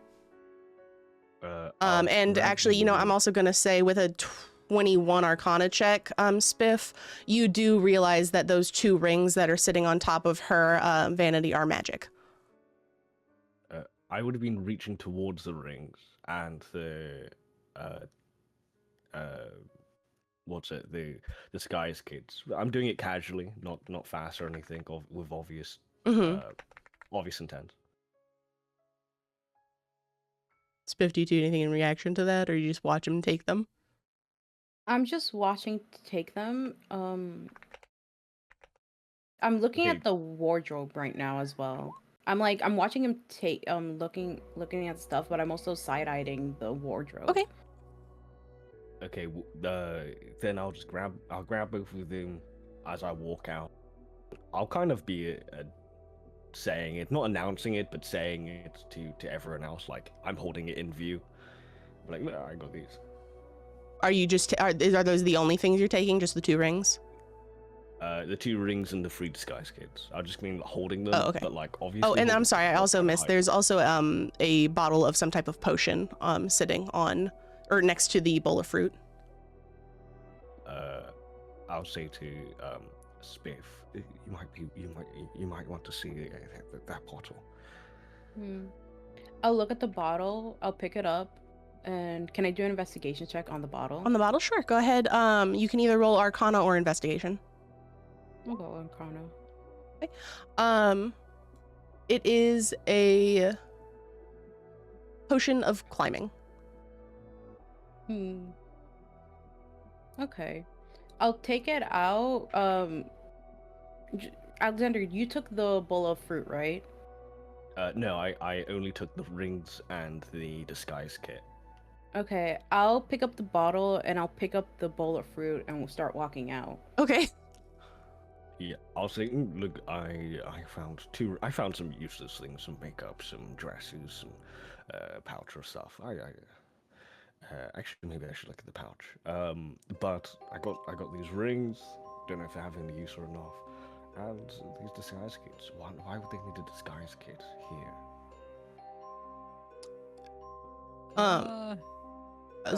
If you so want, you can also either make an Arcana or an Investigation check to see if you recognize what these rings are. Anyone who's looking at them can. I'm not skilled at it. It doesn't matter. You can still make a check for it. You don't have to be proficient in it to be able to roll it. Okay. So yeah, so Alexander and Spiff, you both know that this ring, or one of the rings, is a ring of feather falling. And the other one is a ring of jumping. I don't need either of these. Do any of you want them? I already could climb walls. I don't need that. Well, that's the I guess potion. you two have your own pick. Oh yeah. Well, I guess, Emmy, Rowan, which one do you guys want? I don't think we should put them on yet. I'll hold on to the feather falling one. I won't put it on quite yet. Okay, go ahead and add it to your Point inventory. and flip it towards him. Okay. I'll take the potion. Okay, so that's a potion of climbing, and then that leaves the ring of jumping. I just put it in Spiff's hand. Hmm. I'm like, as long as there's darkness, I can go anywhere I want. It's fine. Valid as hell. I have a question. Sure. Do these items, do they look anonymous by any chance? Like, do they look weird, or are they just No, normal? I mean, they just look like normal rings. There's nothing, you can buy magic items from a magic shop. This is, they look similar. Nothing appears out of the norm. They're just, this is what they are. There's a ring of feather falling, a ring of jumping, and a potion of climbing. They look like, from your history of arcane stuff, they look normal. Hmm. There's nothing Can you special reach about the them. pouch? The pouch? Sure, you open it up. There's 50 GP inside of it. Ooh. Sick. I'm like, this is mine. You get the equipment, I get the gold. This is fine. This is fine. Well, Spiff will go back to Pickles while carrying the bowl, side-eyeing the child because she still doesn't trust the child. Okay. I'll put the bowl slowly down and be like, well, we have food. We have more food. Okay, so this is like a bowl of it's like 3 apples and it's not it's not a We have- feast, It's like everyone we could have have like a little some snack. food. If you were to feed this to the horse, it would eat it all in one sitting, but Well, what do we do now? Everyone seems to have disappeared. They went into here. Well, I'm here now. The traffic is still going in there? The foot traffic, sorry. Oh yeah, sorry. Go ahead and roll another investigation check to glean some more information about other than just that it's there. And you know what, with advantage, since you also rolled to see that it was there to begin with. Although 20 is pretty high, so. Ooh. Did you roll it a second time? Oh, there it goes, okay. I did. I got that 20. Oh, okay. So with that, you can absolutely see that the foot traffic basically stopped at the door. Okay, so it comes in from the curtain, it fans out a little bit over here, and then funnels back to the cart. What you do notice is it doesn't really go past this midline point. There aren't any footsteps back here where you were. Go ahead. With the footsteps, Sure. it goes towards the door, but is there any going out of the door? No. Well, there's one set of small child-sized footprints. That's gently going back and Okay. forth. So And they all go this direction. yes, they all go into the cart. But there's none that go this direction. Not that you can see. I will tell. I'm like, guys, there seems to be something here. There's so many footsteps, so many. Going inside, but none going out. So maybe there's something around here. Maybe you guys should check this. This is not my forte. Are you whispering this, or are you talking at a normal volume? I'll be saying it quieter, but not that quiet, Okay. because I don't assume there's anything around. But I am eyeing the fire. Okay. So, as you say that, Gentry is kind of listening in. He's concerned with what's happening. He goes, yeah, because everybody just walked in after she did a couple of little things. So they all just went in. I peeked in to watch, and it was weird because I didn't think that many people could fit inside a cart. What kind of things? She was just doing show stuff. She was doing some tricks, but even though she was kind of pretty, she's still a clown, and that's freaky. Yeah, I hear you, kid. So I didn't want to watch, but it got really quiet. Everyone was like laughing, clapping, and then it got really quiet and I didn't want to come in, so I was staying outside. And then I peeked in a little bit and they all were just walking inside and I was like, is this a magic trick? Because how's the whole town fit inside of a cart? God, I wish I was good at magic.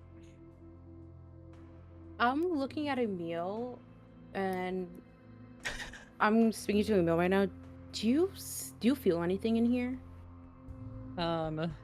Yeah, with all this new information, Mm-hmm.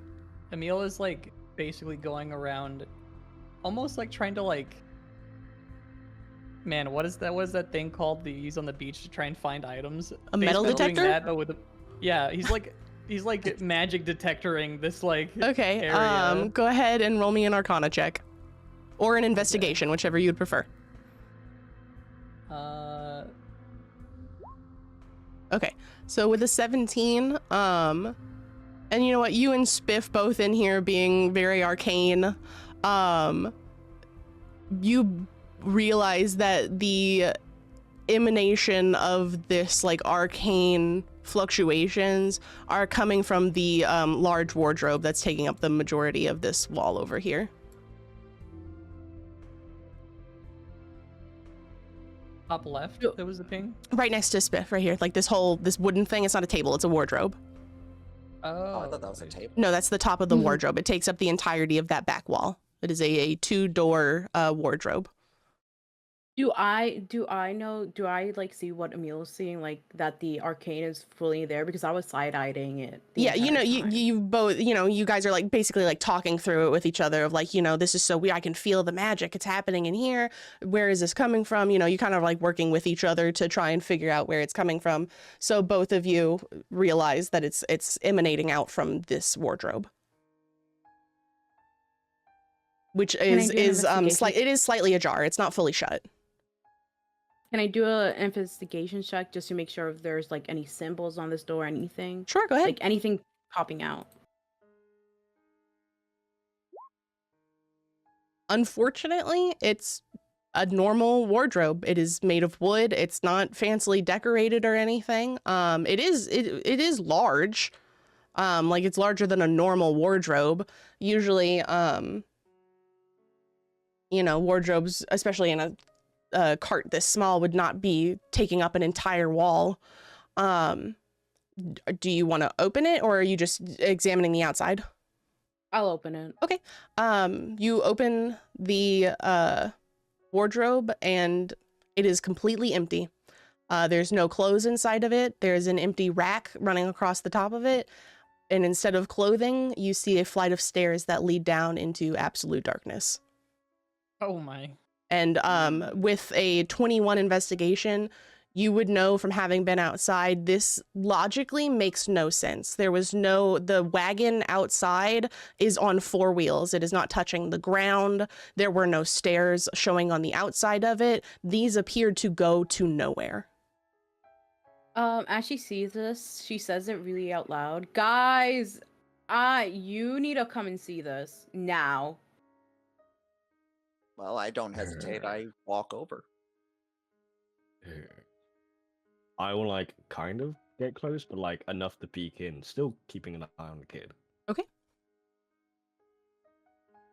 Yeah, that looks bad. That's all I really gotta say. Do you guys want to investigate? We don't have any other options, bud. What about the kid? I think I've been the one that's been designated the babysitter, so yeah. I'll talk to him. I'm gonna be rude with you right now. If we're going down in there, as much as I love the other two, they're gonna die after a few hits. I need you to be in here. I know. Relax. I was not gonna leave you. I was not gonna leave you with those two. Excuse me. I'm pretty strong, just so you know. I could knock you out with a anyway. Look. And I could blind you. I'm gonna talk to the kid. We're gonna all go down there, do our thing. We're gonna come back out. That's simple. Okay. Okay. Unfortunately, we're not bringing the kid with us. Pickles is gonna be. I don't trust that kid. I don't know that. Do you want to stay behind? Oh no, I'm fine going down here. That's what I thought. So I walk over to the kid. I get back to eye level with them. Sure. Let's see, how can I phrase this? So we found where everyone went. My friends and I are gonna go down there. Okay. We're gonna go help them out, all right? Are you But gonna come back? I promise we're all gonna come back, okay? Are you gonna get But my I need you- parents? We're gonna get everybody. Okay. But we need you to stay here and keep Pickles company, okay? Okay, I'll guard the horse. You should give Pickles one of your daggers. Pickles is strong. I don't. What the fuck? Oh. Before I go, I do want to pull out my old military emblem. Okay. I just want to give it to the kid. This will keep you safe, okay? Okay. You see him like I am- clutching at it. Like, okay. I'm gonna want this back when we come back, okay? So I need you okay. to keep that safe from me. Okay, if you promise to come back, I promise to give it to you. I give him a big smile and I say, "Oh, we'll be back in no time." Okay. Can I ask, down this flight of stairs, is it straight or is it like curved? No, it's straight. It's a straight descent. But it does go I into like an see. inky blackness. You can't really see into it. I have 180 dark vision. You see an inky blackness. That's bad. That's- Okay, guys. What I am trying to see right now is magical darkness. I don't know what's on the other side of it, but if we're going to do that, we need to file in correct position. Well, Looks it's tank.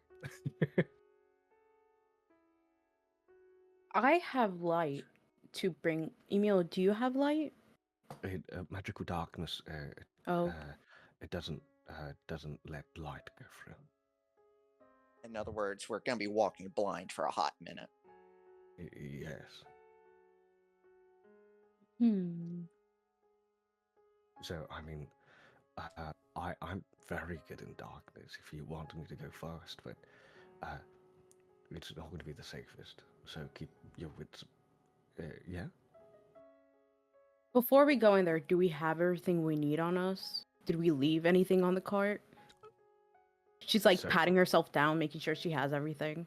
But you have enough soap. I have enough soap. That's a silly question. How dare you offend me? I always have soap. I pat my sword at my hip and I'm like, "Yeah, I got everything I need."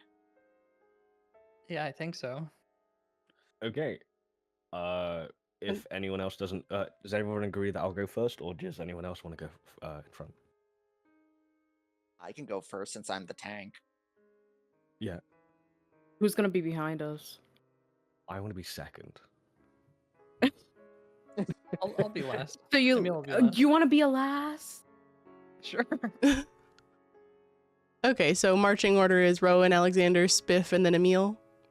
Wait, would this be offensive to Emil if I suggest that someone holds Emil on their shoulders?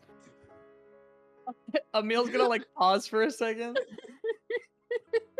You know, hey, we're going to magical darkness. You're like 1'5". Okay, he's not that small. I'm exaggerating. She's exaggerating. You're like 1'5", and Smith says 1'5". Emil's like looks around like, what the fuck? like I just want to know. Would you be Yeah. offended if somebody carries you? Like, No, I wouldn't be offended if it speeds up the process. I could swaddle you. Okay. On No. that note, He says. no, I think Rowan, I think you should carry Emil on your shoulders. Uh-huh. you want Emil in the front? No, Oh my well, God. oh, I'm in front. You want a mule right there? you would have to be second then. but Alexander wants to be second. I I will go can- first. You will go Maybe- first. Maybe Alexander. Emil... Sorry. No, you go ahead.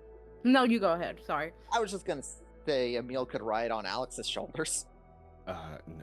He's gonna be trying to stealth probably. I say, okay, you know what? For the sake of this, we're just gonna do a standard marching order. Emil does not need to ride anyone's shoulders. But it'd be funny. It would be funny and maybe later, but for now. Okay. So as we have our marching order, Rowan, Alexander, Spiff, then Emil. As you guys cross the threshold into these steps, you know, you're pretty much single file, not super spread out. As Emil steps, or as everyone steps in, you now in the stairwell are able to see. It is no longer just inky blackness. There is a dim light, ambient light. You see that the stairs descend for 60 feet. Alexander, with your vision that goes even further, you can see that they level out after those 60 feet. I'm trying to do math on the fly. It's not my strong suit. And then there's another 50 feet or so of just flat terrain. And then you start to see another stairwell that starts to head up. And as Emil crosses the threshold, all of you hear the wardrobe slam shut behind you and the door disappears. Well, we totally saw that coming, right, y'all? You lied to that poor kid. Just Oh, saying yeah. that right now. Oh, wait. I would like to say, now that we're in here Mhm. and it's very dark, at least in the area that we are in currently, you can see Alexander's back stretch back out, and you guys understand exactly what's happening. A cocky grin starts going on Alex's face. It's like, what the fuck? Oh my god, this is gonna be so. This is gonna be so fun. Oh, great. Here we go again. Yes. You know, this is a great time to talk about my god. You know, I mean, it's been a while, you know, at times like this, Yes, it seems nice. You know what? I actually think it might be like an absolutely amazing idea. Maybe there's some of the civilians down there who want to contribute. She claps. She's like happy. Okay, so as you guys continue to descend these stairs, like I said, they start to ascend instead of descend after a little bit of a walk. You guys start making your way up these stairs. There's 130 feet of steps that you guys have to climb. Oh my god. Those glutes. So as you guys make your way up this mountainous climb, finally as you reach the end, you see a grand brass doorway with the words Tasha's Madhouse engraved across the brass. Ooh, mad. Would you like to enter? Spiff is like breathing heavily, like wheezing right now. Like her hands are on her legs. She's like, "Give me 1 second. Give me 1 second." And she's also like trying to catch her breath. You know, you'd be in better shape. You join me for exercise in the morning. All I'm saying. Emil's been casting levitate this entire time. Oh, I'm you- fucking the stairs. Well, it's either we go in or we go back to the door that no longer exists. Well, the only way is to go in. You can't come out. I'm sorry, but this looks incredibly fun. Come on, let's go. Someone should carry me. Forward. I throw Spiff over my shoulder like a sack of potatoes and just keep walking. Okay, so as you guys enter the doorway, it too slams behind you and disappears. You enter into this room. Doors disappearing. The door that you walked through swung inwards. It opened quietly. There was no squeaking, no hinge noises or anything. Into a room where you see 3 small tables in the center. There's a wooden chair that's resting on either side of them. Some of them are occupied, some of them are not. You see some small-sized humanoids, similar sized to Emil. in the chairs, they look to be talking to people. There's a normal looking human sitting across from a faceless humanoid. The human's eyes are closed, and that would be this gentleman right here. His eyes are closed, and he has an expression of joy on his face, like absolute bliss. The hands and fingers of the humanoid across from him, the faceless creature, move chaotically through the air, as if they're weaving something. Over here, you see a gnomish woman. A gnomish woman walks up to you, also with an empty face. They're similarly proportioned to gnomes, have similar features, only reaching to about, waist height on most of you.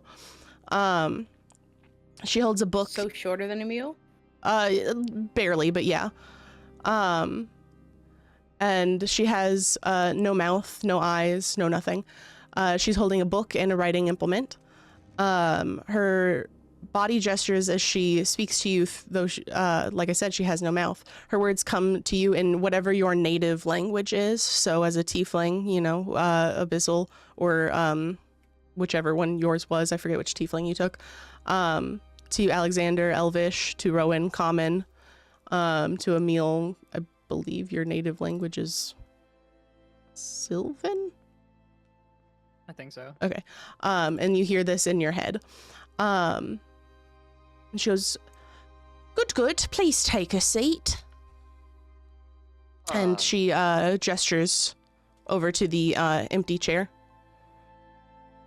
Alexander feeling a little offended with the voice for a second. But also, what's the...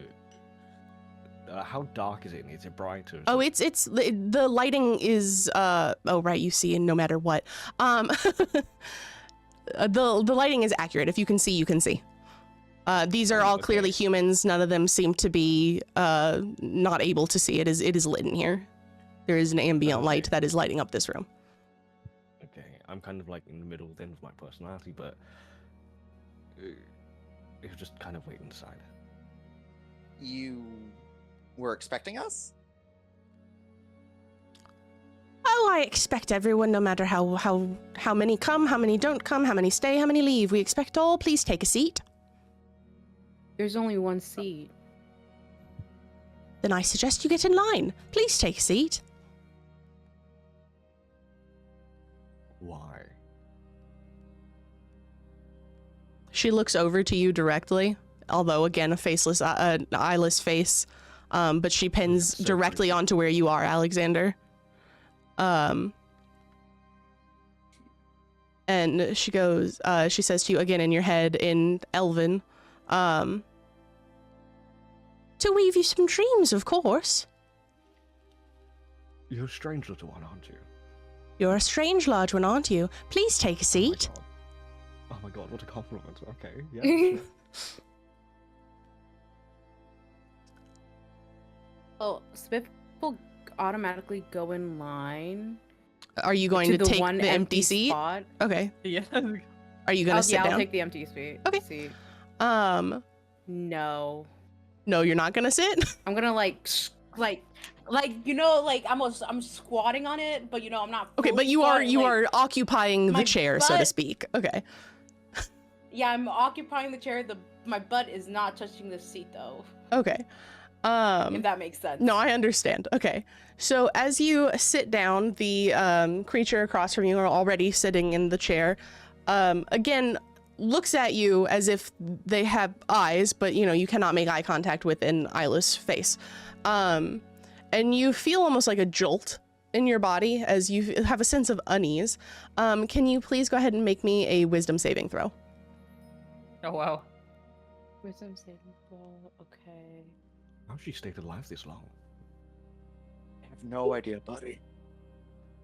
God damn it. I'm gonna need a little help for that. Okay, sure. So on your character sheet, above your skills, you see where it says saving throws. There's strength, dex, constitution, intelligence. Oh yeah. You just click wisdom. Okay, so 22. Done. So you, again, you feel like this, just a sense of of unease. You're not super sure what's happening right now. Nothing seems to happen to you though. As far as you can tell, gonna go nothing was happening to you. Like nothing. I'm gonna go immediately and just like get off the chair. Okay. And, like, go away. As you go to stand up, you hear in your head again, in your native tongue. Sorry, I have to do directions. Please move to your left. And the person across from you gestures over here. Okay. Ah, And similarly, as you guys are all standing there, you don't hear anything, but you do see that this person stands up as this creature gestures to the right. And they stand up and start moving this way, move past Emil, and starts walking this direction. As Spiff gets... Oh, go ahead. With the few people right next to me, I'm gonna click my fingers in front of their eyes and like look at them and analyze them in insight if I can. Sure, go ahead. Are you saying anything to them, or are you just, snapping at them? I'll be like, hello, are you? They're fully awake or not?" cognizant. They are looking at you. They're not in a fugue state or anything. They're looking at you. They don't look scared, but they don't, look super happy or anything. Why are you here? Why are you doing this? This girl says, well, we were coming to see Tasha's kiss. We're continuing the performance in here. And 5 days? That's a long. Well, as she says that, she kind of steps forward and takes her seat here. okay. And then the whole line Takes kind of your moves time. forward. 5 days? That's a long performance. Oh, and then the next guy in line goes, well, it's not been 5 days. We just got here.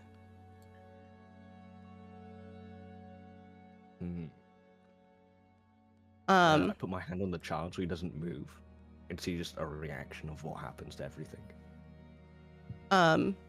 This one walks over to you and says, please don't impede the line. We need to have everyone moving so that we can get everyone sorted the way they need to go. Thank you.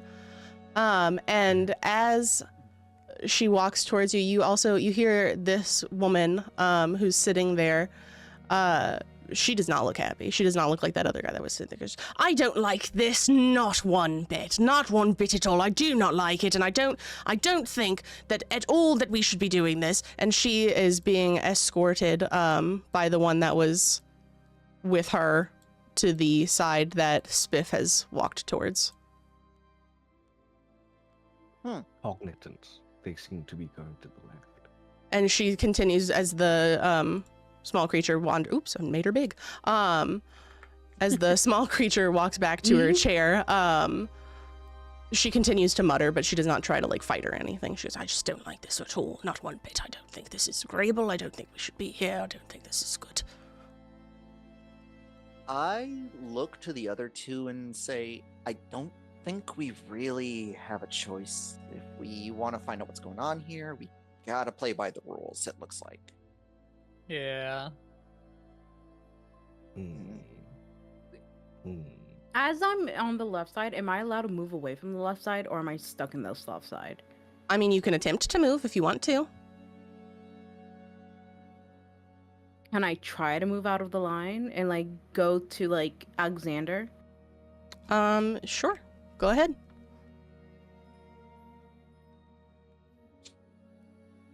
And you can just click and drag your token around. Okay. As you move towards Alexander, you again hear in your head, please remain in the line. We must be moving forward with all parties being sorted as they are intended. Hey, Spiff, did something go into your head? Did something mess around with your head? They told me to go back in line. I don't think...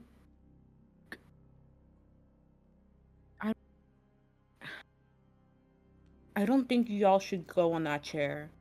I felt something, but I can't explain what I felt. I turn to the robot. What's on the right? What's on the right? There are sortings, and you are being sorted, and you must go through the door on the right or the left, because that is how you are sorted. What sorting? Well, what kind of person you are. And What? as you look again, you see both of the people on the chairs as the fingers of these characters are weaving on the other side, arcane instances in the sky or in the air in front of them. Both of them have just a truly blissful look on their face, and they start making their way to the left again. Or to the right, sorry, my bad. Left of the Dreamweavers.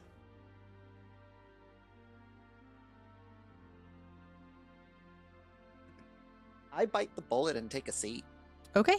Go ahead and give me a wisdom saving throw.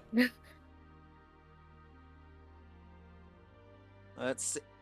Oh, yay. Okay. You watch the fingers of the poof. You watch the fingers of the creature in front of you weave through the air, little sparks flying off, and you feel such peace. You have never been happier than you have been in this moment in your life. You are just truly joyful. This isn't so bad, y'all. And you are excited to be here. You know that something amazing is about to happen. Biggest grin on my face. Like, I'm so happy I forgot why we're here. And then you also hear in your head in common, please move to the right, please.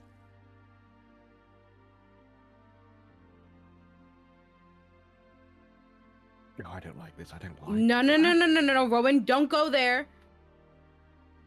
And as you walk through that little You spent hallway your right one there, to you warn. see, actually, Spiff, you've also would have seen this when you walked up to yours. Hold on, let me show this.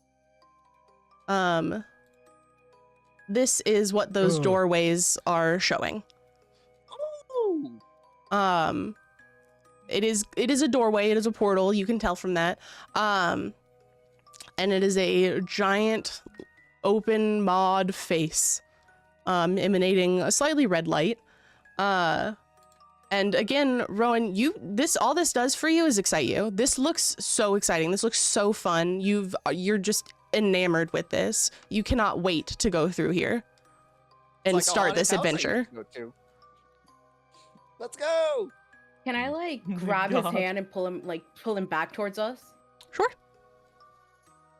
Rowan, do you Okay, allow yourself to I'm be pulling pulled? on. So, I'm a character I would love to, but I feel like in character. Again, you're not necessarily. Well, okay, so I'm gonna say you can go ahead and you know what? Roll me a survival check. Alrighty. Please load faster. Thank you. Okay, so with that, you don't necessarily feel the need to fight Spiff. You're not being compelled to enter this doorway. You're just excited for it. Oh, okay. You're not overly like your mind is still your own. You're just like, this is going to be so much fun. You're in a fun house. You're in Tasha's Kisses fun house, you know? Like, this is going to be super fun. She's great at what she does. Spiff even said she's great at what she does. You know, you're excited to be here, but you're not being compelled to enter the doorway. In that case, I will just act bummed as hell as I'm dragged off. Okay. Like, I look like Okay, you I with drag the dog. them. And then again, Spiff and Rowan, you both hear in your heads, in your native tongue, please go through the doorway that you were assigned after sorting. Thank you. I like shake my head, trying to like ignore it. Emil, do not sit on that chair. Emil kind of looks like any of them. Don't sit in any of them. And as you guys start talking, you see this girl be like, I don't understand what is happening. I'm not sure what we're supposed to be fucking doing here. I don't get it. I'm gonna watch and see what happens when she goes inside. I mean, the mouth closes around her and then reopens. She's gone. What's inside the mouth? It's a portal. you can't see through it. It does not. I mean, it goes somewhere clearly because these people are gone. But you have no way of knowing where it goes. Well, we're in this interesting position. I didn't want to sit on it. Okay. No, don't sit on it. Hold on, Rowan, roll me a stealth check real quick. It's trying. It's Yeah, no, you're thinking. fine. You're gone. Although, actually, I'm going to leave your... I just realized that you won't be able to see if you don't have your... see. Yeah, never mind. You'll stay here, but essentially, Rowan has disappeared. Everyone roll me a perception check. Ah, shit.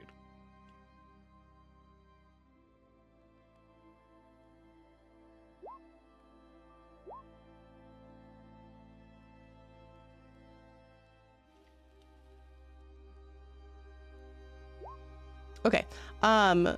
Spiff, you notice that Rowan is gone, but not in time enough to stop him. Alexander and Emil, you are too focused on trying to figure out what's happening or whether you're going to sit down in one of these chairs or what you're going to do. Or, well, Spiff, you already sat in your chair, so damn you're... it. Yeah. Can I... Well, I we mean- lost one. Ooh. Well...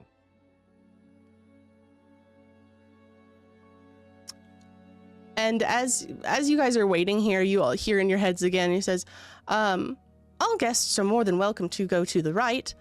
Please sit down if you would like to determine where you should be sorted. I didn't really want to leave Rowan around. No. Should we just enter the other bit? But they told me to go to the left. Yeah, it makes me want to go into the one where people are forced into the most. Maybe it'd be easier down there. Think about it. Well, what were we noticing from people going to the right? Rowan was happy and ran to the right, but people who were upset went to the left? Exactly. And That's not making sense. I'd rather go with the happy people, because why force the happy people? They're going to have so much more dangerous things on the left. And I don't want to deal with the dangerous things currently.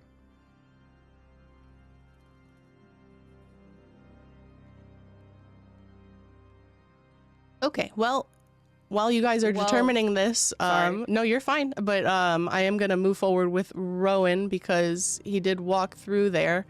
So while you guys determine what you're going to do, I'm just going to describe what Rowan sees, and then once I'm done with that, you guys are going to have to tell me what you've decided.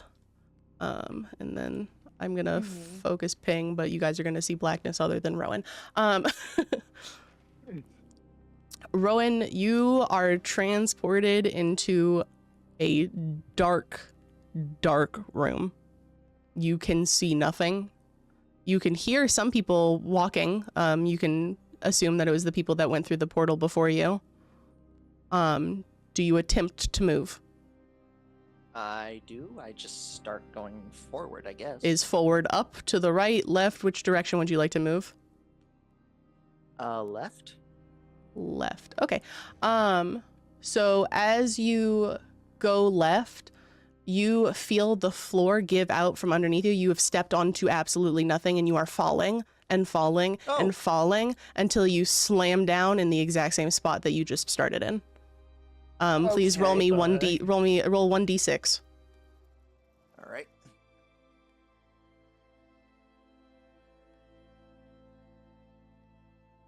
You take 4 damage. Oh. Well, that wasn't fun. Do you attempt to move again? I go up? Okay. You are falling through the abyss. Please roll 1d6.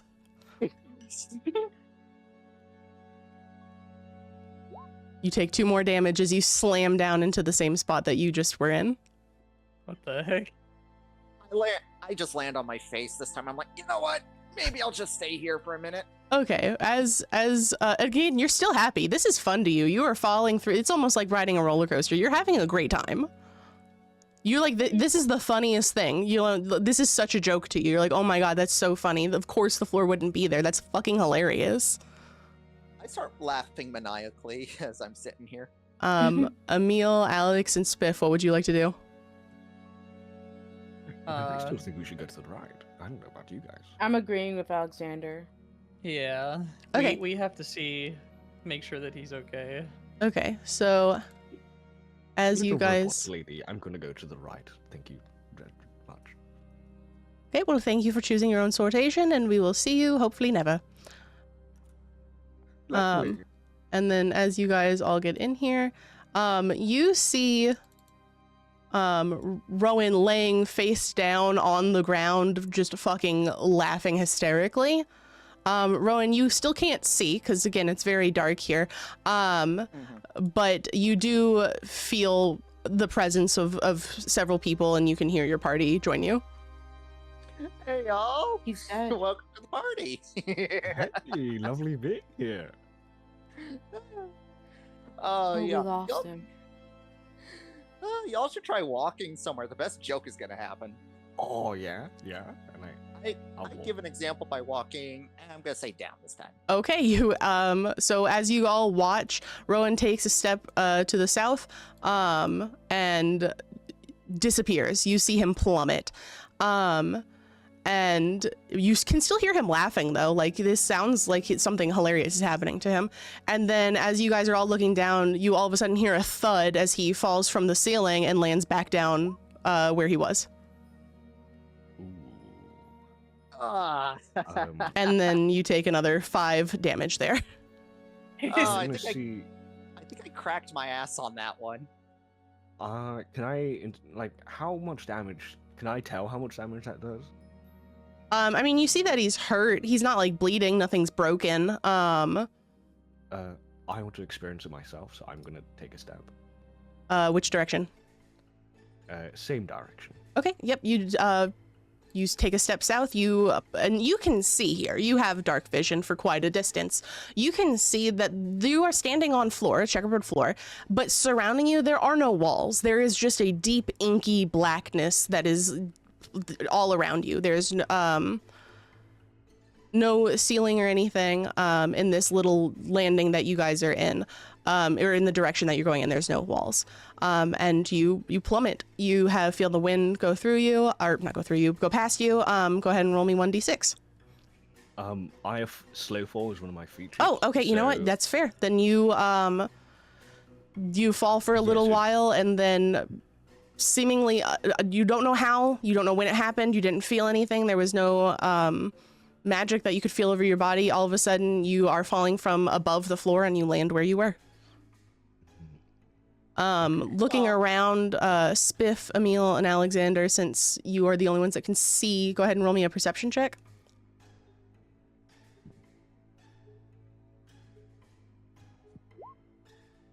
And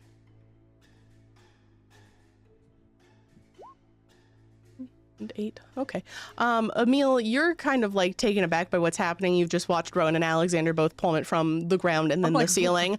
Spiff and Alexander, after you landed, you take more of a look around, and you see in this direction, there are walls here, but they are made of mirrors. There's a winding maze that, other than this little landing, is just completely mirrored. The reflections are seemingly matching your movements, and you would have to take a closer look to get any more information. Because as they are a little bit further away from you, they're not actually like where you guys are. This is just what would be considered like a landing area. I have a question. So, me, Alexander, and Emil, we could see someone in the dark, or 'cause I know I can see 30. So what you can see is what you can see. Your tokens are set up to see what Okay. your field of vision would cover. Okay. So I just have the question is, does Emil can Emil see is he seeing what Rowan is seeing, or is he can he see someone in the dark? That's what I'm trying to ask. Rowan is a human. He does not have dark vision. So Rowan can see Okay. nothing. Emil, I believe you have a certain amount of foot of dark vision. Yeah, I do. How much I do you don't- have, if you don't mind me asking? 60 feet. Yeah, something around Oh, there. more than I do. Okay. I should probably go first. I'm dark elf after all, right? I have Well, we need very someone to good vision. drag this fool around. I'm pointing at Rowan. I would like to drag him around with me as well, just Okay. because I'm able to move him around a lot better. Okay, you can grab his hand. Rowan, this way is so much more fun. Are you sure? All right, let's It's go. so much more fun. Okay, so Alexander, and I'll move Rowan since you're dragging him, and he's just gonna fall if I don't. Alexander, as you approach those mirrors, can you please make me an perception check once more? I'll also say I see another skeleton all the way in the back. Okay, so as you're walking forward, you look up at this mirror and you see yourself, but not you as you currently are. This you in this mirror has no scars. He's not wearing darkness as a cloak. He's standing proud and tall and very much in the light. I take a step forward towards him. I look him up and down. My face is definitely. I'm always joyous, especially currently when it's a little bit more darker. But you can see my joyousness definitely decrease a little bit. You can see maybe a little bit of a trembling in his mouth. As he looks a little bit closer. Taps the glass. I need you to make me a wisdom saving throw.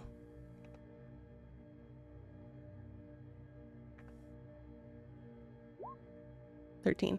Okay. You feel a sense of unease looking at it.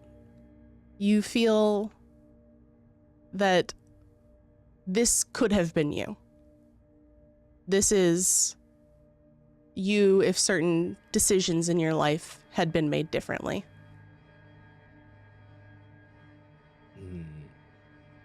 Do you continue to look at your reflection?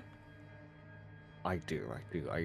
I study him. I look at the scars that were not there, that are not there anymore. I look at the posture. I look at the smile. What type of As you expression is he can, making? as you continue to look, I'm gonna need you to make another wisdom saving throw. As he's doing this, can I like call out to him? Sure. Alexander, buddy, why have we stopped? As Spiff calls out to you, and with an 8 on that wisdom saving throw, you do not react to Spiff. You feel fear sink into your heart. This is not okay. This is not you. From here on out, you need to make any moves to remove yourself from this room. You need to leave. You need to go. Okay, I hold Roan with quite a strong grip, and I'm like, okay, let's go. What's the close? Is there any just from looking at here, is there a straight line to anything? I mean, that other portal right there. I'll be like, okay, just follow me. Come on, Roan. Come on. This And way. you have Rowan's hand, so he Okay. is following you. Yeah. Come on, Rowan. Let's go quickly. Yes, are you guys behind me? And you're not overly concerned with whether Spiff and Emil are with you. You have Rowan by the hand, so he is coming, but your main focus right now is leaving. Okay, I'm gonna leave now. Come on. Okay. come on. And then I'm gonna stop you before you actually go through. Spiff and Emil, you see Alexander and Rowan turn the corner. Again, you're also surrounded by mirrors at this point. If you move forward, are you looking into the mirrors as well? Because you do don't I, you don't like, you am don't I- know what happened with Alexander. You just saw that he looked at himself for like a couple of minutes and then was like, "We need to go." Could we because he was perfectly okay, at least not fine, but like okay before. Could we You can somehow roll an insight check to see if you can figure out what's happening. And as far as Rowan, you're not seeing much because he can't see much either. Oh my! Both of you think he's just uneasy, Spiff. Emil, you think that he's kind of like disgusted by his look, and like he looked at himself, and you think he's kind of like insecure about how he looks in the mirror, and you're like, he doesn't want to be here. We gotta go. I am handsome. What do you mean? He rolled a I nat call one. out- That's why. I call out to him. I'm like, you look fine. I'm like, what? Yeah, sure. So do you guys move forward looking? Do you look in the mirror? Do you look at yourself at all? I'll look at the mirror. Okay. I'll take a quick glance as well. Okay, sure. Spiff, as you look up at yourself, you also see you, but there are slight differences. You're not carrying a bunch of soap for one. You look almost a little bit more academic. You also don't see the symbol of your god in your reflection. You see the symbol of a different god, of a different choice made. Emil, as you look at yourself, you see yourself standing there, and not much has changed for you in your appearance, but there's something in the eyes that you sense is not quite the same as yourself from now. Again, as a choice that was made differently. This is you, but not. I'm gonna need both of you to make a wisdom saving throw. Oh. Okay.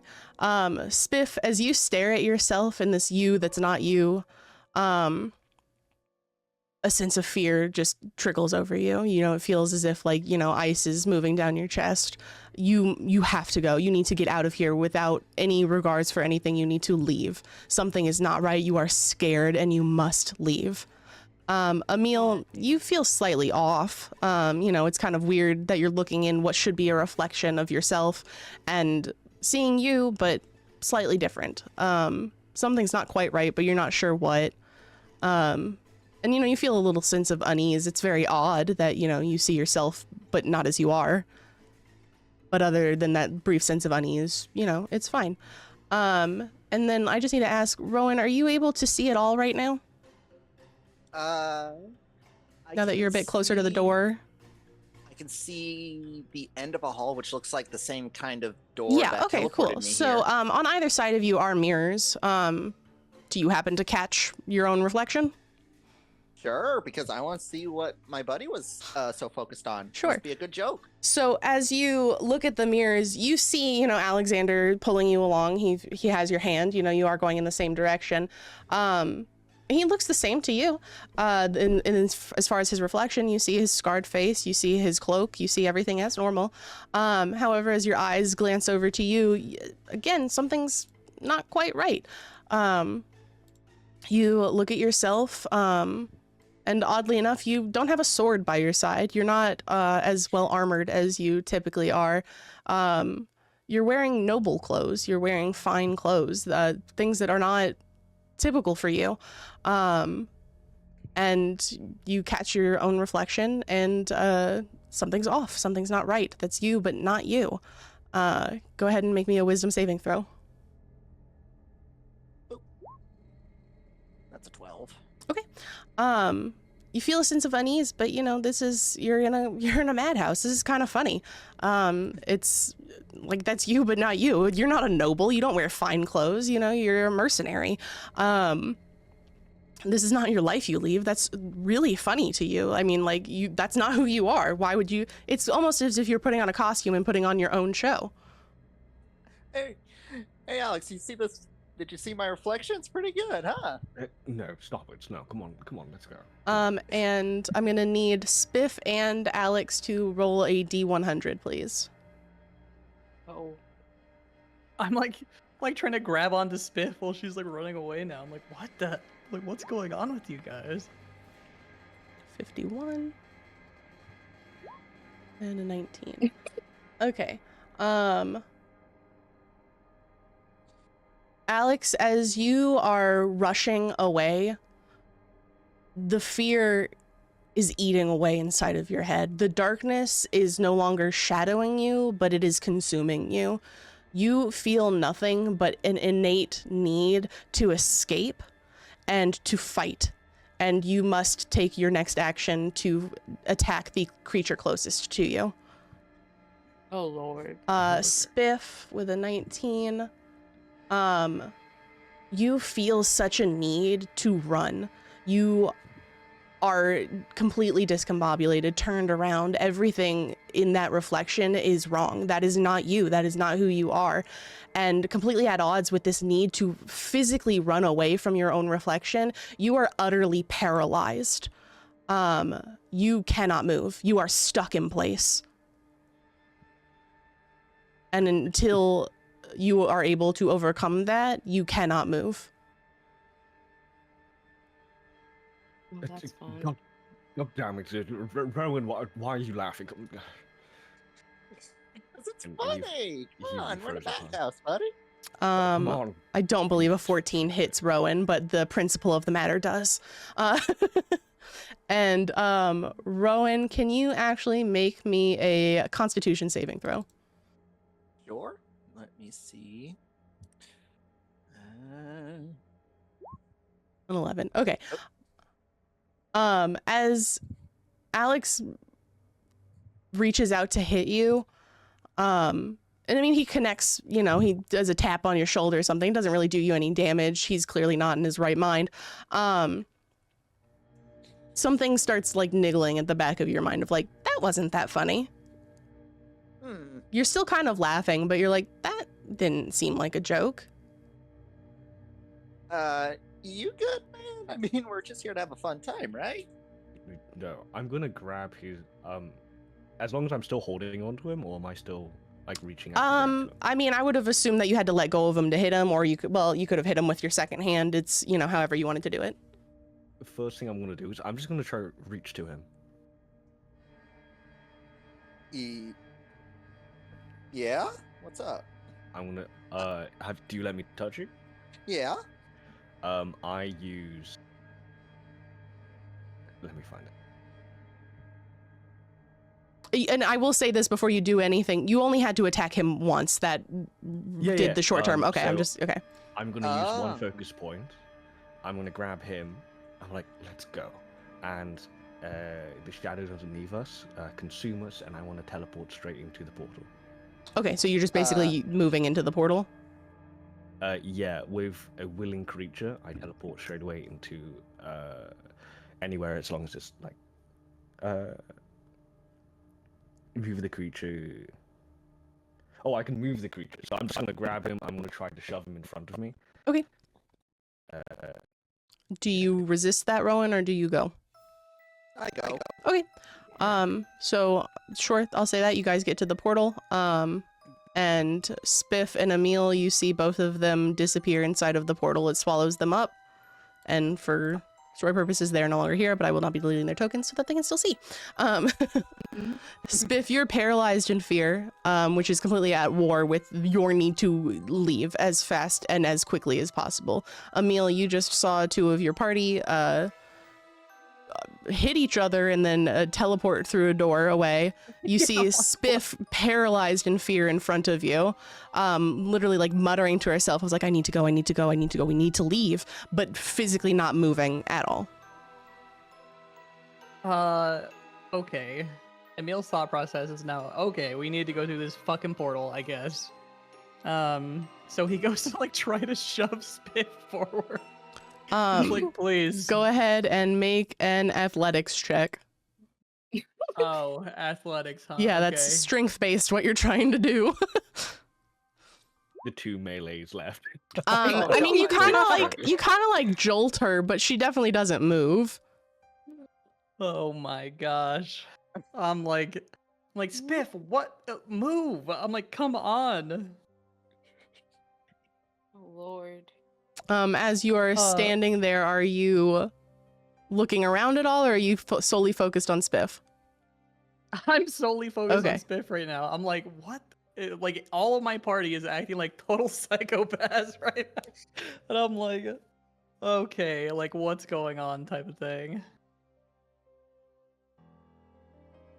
I will just keep trying to shove Spiff forward. Okay. As hard as I can. Go ahead and make me another athletics check. Okay. Again, she kind of like rocks in place. She's already kind of like rocking in place a little bit of like her fighting the paralyzation of like trying to, I need to leave, we need to go. But also just not being able to mentally. Spiff, go ahead and make another wisdom saving throw for me. Okay. Okay. Unfortunately, this is so overwhelming for you. You're almost standing where you are. You're almost like locked in a staring contest with your own reflection. Like the fear is overwhelming to you as you watch yourself, but something's just so very wrong with that reflection. It's not right. That's not you. And it's twisting in your mind of like, is that me? Is this me, the wrong version? Is that who I am supposed to be? And you're still locked in a dead paralyzation, fighting this need to run away from either the incorrect version of you in that mirror or the incorrect version of you here standing. Oh God. So right now I'm just hyperventilating. Basically, yeah. Having a panic attack. Emil, do you continue to try and push her? Or would you like to try and do something else? Okay. Emil's gonna like slip past Sif for a second. Kind of like look to like these two corridors to like the left and right, not towards the portal thing. Is there anything else other than like mirrors everywhere? It is it is just a hall of mirrors. In fact, as you look around, I'm gonna need you to make a I'll make another wisdom saving throw, yeah. Okay. To make sure that you don't catch your own reflection. 14. Okay, so yeah, you are successfully able to somehow look down these halls without catching your own reflection. He like sighs, goes back, and like grabs Sif's hand and now is like pulling instead of pushing. It's just like, portal, it's time, let's go. Go ahead and roll another athletics check. 10. Okay, you are able to pull her a single square. Oh my god. Hey, a square is good enough. I'm not. But that does effectively break her paralyzation.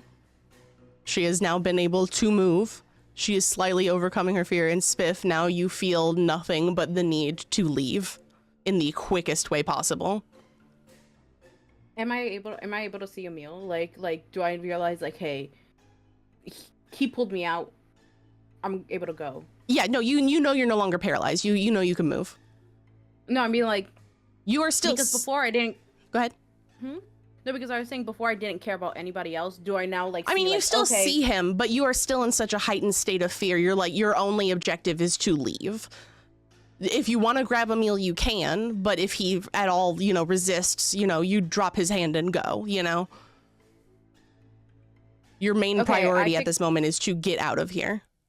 I grab Emil and here we go. I don't go through the portal. Nothing's over there. I mean, at this point, with the way that you're frightened, you need to move straight. You would not be like going around corners. You would go straight to that portal. Then that is an Emil exit. Okay. And go through the portal. Okay. Emil, do you go with? Yeah, I'll let her. I'm like, okay, here we go. Oops, stacking you on accident. Okay. Hold on. Let me move everybody to the area that portal leads to. Okay. Which is all the way over here.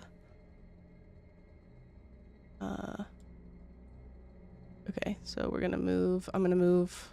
You guys are gonna be floating for a second. Ignore that. Focus Okay, so you guys are actually moved into... trying to figure out where you guys came from. From here. So Rowan and Alexander, you first make your way into here. And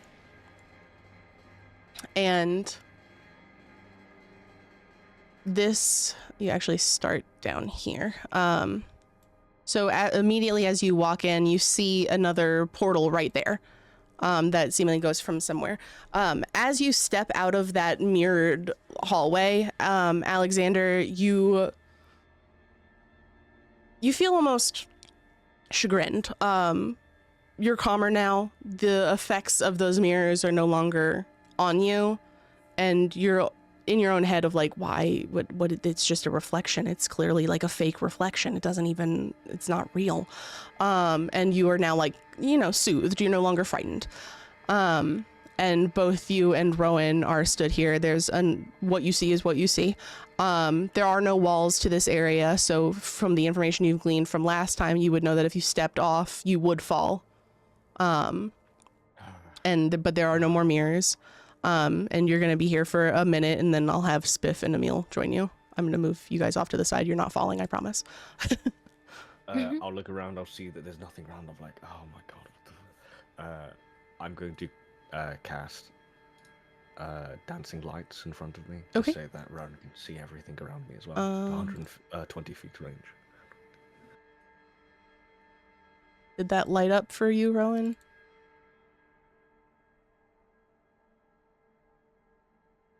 Dice?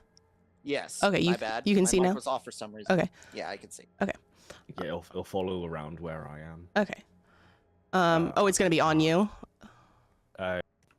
It's Okay, gonna be, then like, here, dancing I'll around just me. have you emit light. How far does it go again? 120. Okay, bright light for 120 feet. Okay, so you should be emitting light now for our blind friend. Thank you. These mirrors, there's something wrong with them. I don't like this place. We need to get out of here. Am I still treating everything like a joke, or am I out of that? Go ahead and make me a wisdom saving throw. Alrighty. So that will affect my answer. You know what? 10, I'll say beats it. You're still kind of like in the mindset of like, that was still pretty funny, but with Alexander having like kind of hit you with purpose and not as a joke, it was meant to hurt. It didn't, but it was meant to. You could tell the point behind it. And having fallen quite a few times now, taking some damage, and basically being pulled by a very frightened Alexander, which is very out of the norm for him. You're starting to sober up a little bit here. You're like, something isn't right. Alright, I just look at him and go, okay, we'll get out of here. We still need to find everyone anyway. How do we get out of here, though?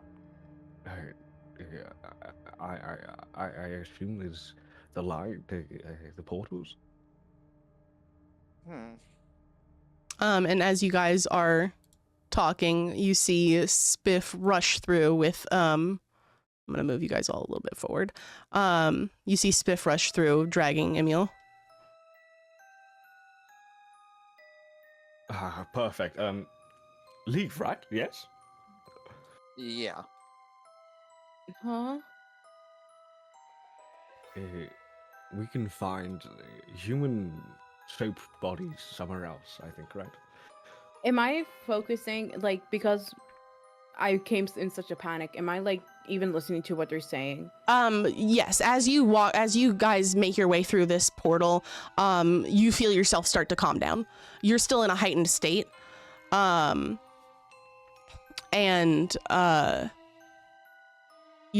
still feel panicked, but as you enter this new area, your breathing starts to settle. You're still questioning of like, am I me? Is that me in the mirror? Which one's correct? But you're more of a sane mind of like, no, I'm me. I'm the correct version of me. That was not real. But you are still like questioning, but you're not as panicked. You're not running. You're not sprinting away from yourself anymore. Okay. We need to leave this place. Hmm. And then So just we to give a little bit of area, you hear or you see there's a portal here, there's a portal here, there's a portal here, and a portal here. And from one of them, you can start to hear something. You hear a man crying out, going, "No, please, no!" And then just a second later, the same exact voice going, "Yeah, yes, yes!" Huh. So we're totally sticking together, right? That's the goddamn idea, of course. I hope Okay, so. great. Like, you made us, you moved, you left us. We're in this because of you. I was under an enchantment. What do you want from me? And then Well, we Alexander, can't being look the at the mirrors. closest to the door, you would know that the crying out is coming from this portal. Can I study it? Because we haven't actually studied these Sure. markings, these portals, and everything. Go ahead and roll an investigation check. And same for anyone else who's either looking or wants to know. Yeah, Emil will wiggle free of Sif's self and then go over to investigate as well. Okay. I'm probably know it's a still door. shaking. Okay, I'm so probably shaking from the aftermath. Alex and Rowan, both of you are quite shaken. Rowan, you're just coming to the realization that while you still had control of your body, your mind was not your own. Something affected you to the point where what would typically be an at least unnerving situation made you feel joy in that moment, made it hilarious even. Alexander, you're grappling with the fact that you're not typically frightened. You are the thing that people are frightened of. You're at home in the shadows, in the darkness, and it's rare for you to feel fear, and you're grappling with that. Emil and Spiff, you're pulling yourself together pretty quickly now that you're outside of the range of those mirrors. You still feel unease, but you feel almost like a sense of resolve of like, we're gonna fucking figure this out because no one fucks with me. And Emil, you were relatively unaffected in that room, or by anything so far in this area. So, you're still pretty sharp and looking around. Both of you are looking at these portals. Again, you can't really see through to the other side of them. It is a portal, not a doorway. But they are leaking sound. There aren't any runes on them that you can see, but they are innately magical, clearly, as they function, as portals from different areas. And what you're starting to glean is not the realm that you were just in.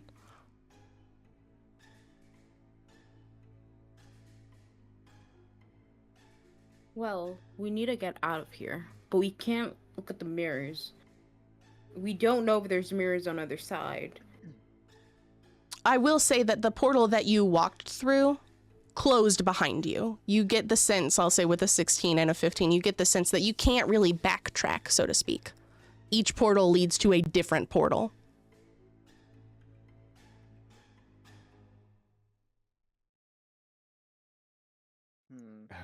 So we can either pick which one we want to go into: a screaming man, probably in pain, a happy woman, or a quiet mystery. It was it was the same voice saying no and yes.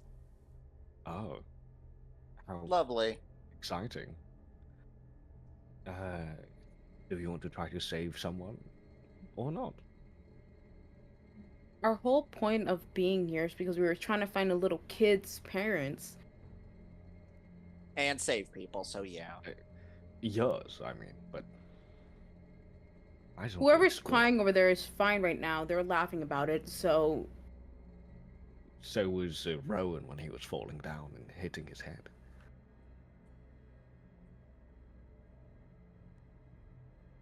Yeah, Rowan, you were doing that. Yeah, I remember. I Little- say we ignore this door and go in the door in front of us. What, this one? This The one. one in front of me. So where there's was the there's screen? 4 doors in this area. There's this one, this one, this one, and this one. Am I picking this one? This one? Yes. Okay. So that one, the one at the back. Okay. I say we go through that door. Or that portal, whatever these things are. Makes no difference to me. You guys could decide. Yeah, I think we just have to keep going forward no matter what.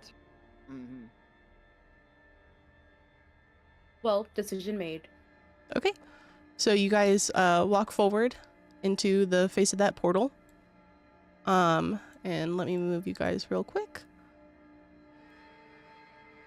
That would be this one. So you guys walk through the portal. And you walk into this room or through the doorway, and the portal closes behind you. There's darkness extending in every direction in this room. The only light source is a beam of light, a spotlight essentially, illuminating a seated creature in front of you. Looking at this creature is beyond disconcerting. You see elements of each of you in this creature. The person in front of you is wearing Spiff's horns. It has Rowan's facial hair. It has Alexander's hair, and it has Emil's eyes. Looking at this creature has every little piece of all of you merged into one. And as you see this creature, you also see the other portals in this room close. Oh, Hmm. It's our love child. I can tell you, we do not. Look towards we definitely Sid. don't look towards each other. That looks horrendous. Hey, stay away from me. I need to kill you with fire. My lights would have turned off, by the way. Oh, okay. Let me turn that off. So, Rowan, you are plummeted into pretty much essentially darkness as Alexander's Yay. dancing lights snuff out, and all you can see is the spotlight and what little light leaks from the portals. As you guys look at this creature, it looks back up at you.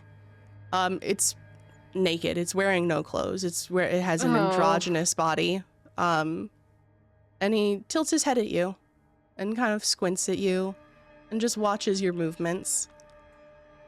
And then he smiles. And he says, "Hello." Tilting his head again. "What brings you here?"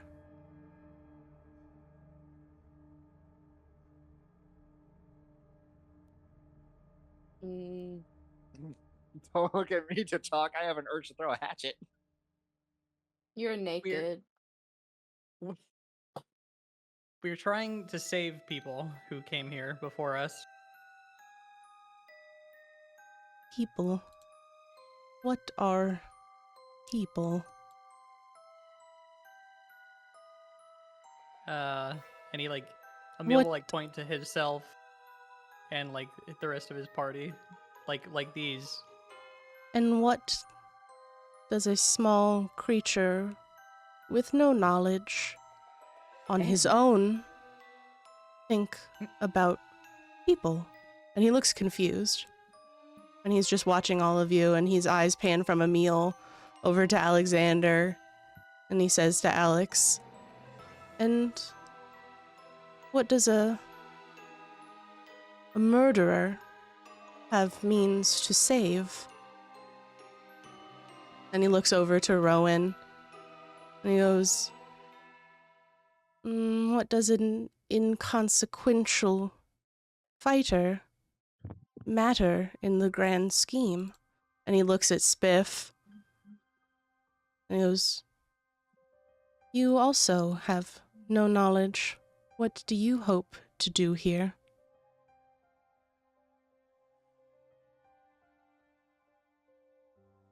Well, what we Alex- want to do is leave. Alexander's hearing that, I think a spike of like anxiety will instantly rush up to him. You can see his body shake a little bit if you saw him. Uh, he's gonna try to hide, like anywhere in I in the mean, darkness it's if he okay. can. Yeah, you can go ahead and roll a stealth check.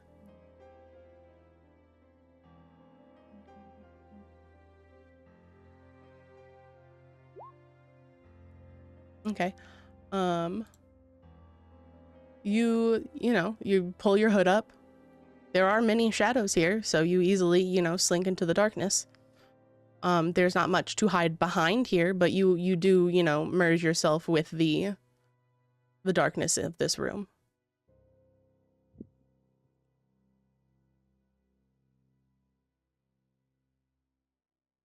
And Hmm, mm.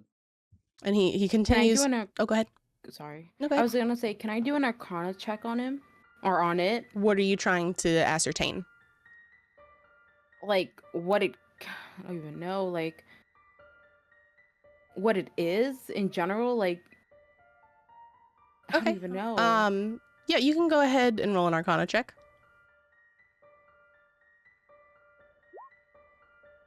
No, never mind. You are completely, I mean, this thing is very creepy. This is little pieces of all of you merged into one, which is insane to think about. This, you've never seen this creature before. Did someone make it in your guys' likeness? Is this something that it can just do? And as you guys watch it, it's also shifting. Different elements of parts of you are shifting into place on it. The eyes are changing out from Emil's to Alexander's to Spiff's to Rowan's. The horns keep disappearing inside of its hair and then coming back out. The hair is changing from Alexander's to Emil's. Colors are changing. Its facial structure is changing. Sometimes it gets scars on its face that match Alexander's that then just heal and disappear once again. It's very disconcerting. Its body is morphing constantly into different parts of you. And I try to tell how strong he is. Sure. Go ahead and roll an insight check.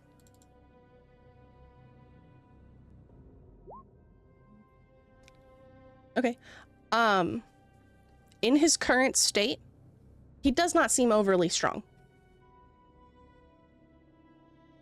He's sitting there. He's, like I said, he's got an androgynous body. He's not wearing any armor. It's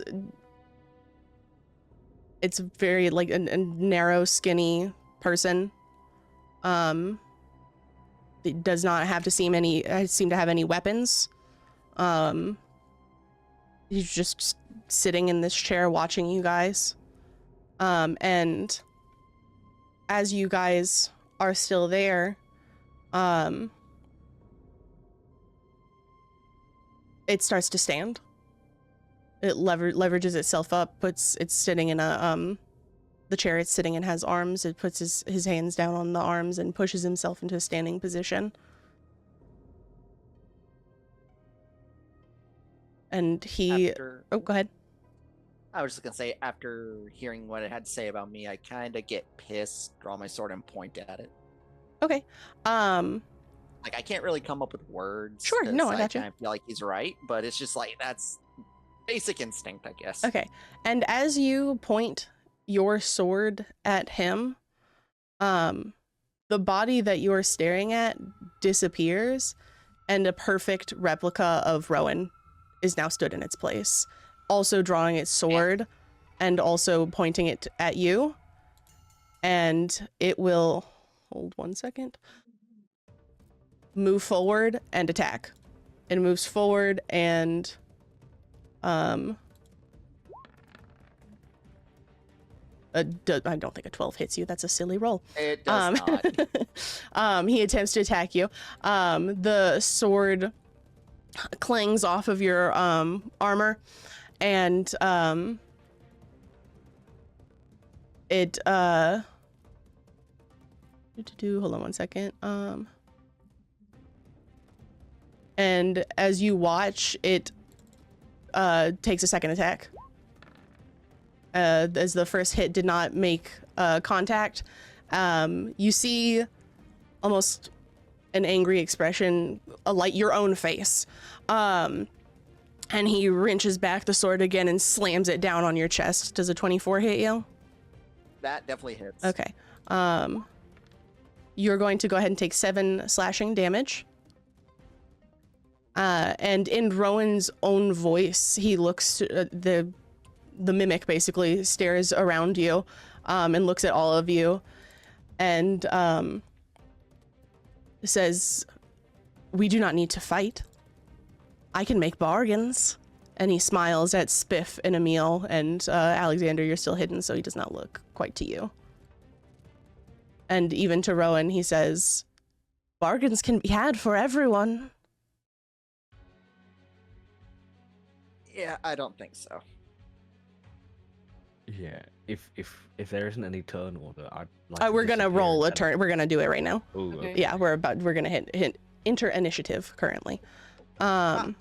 Which right there. Okay, so everyone go ahead and roll initiative.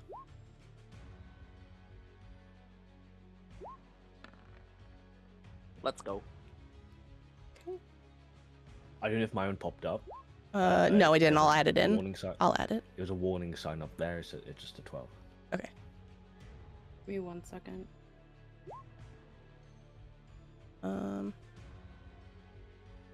Heading.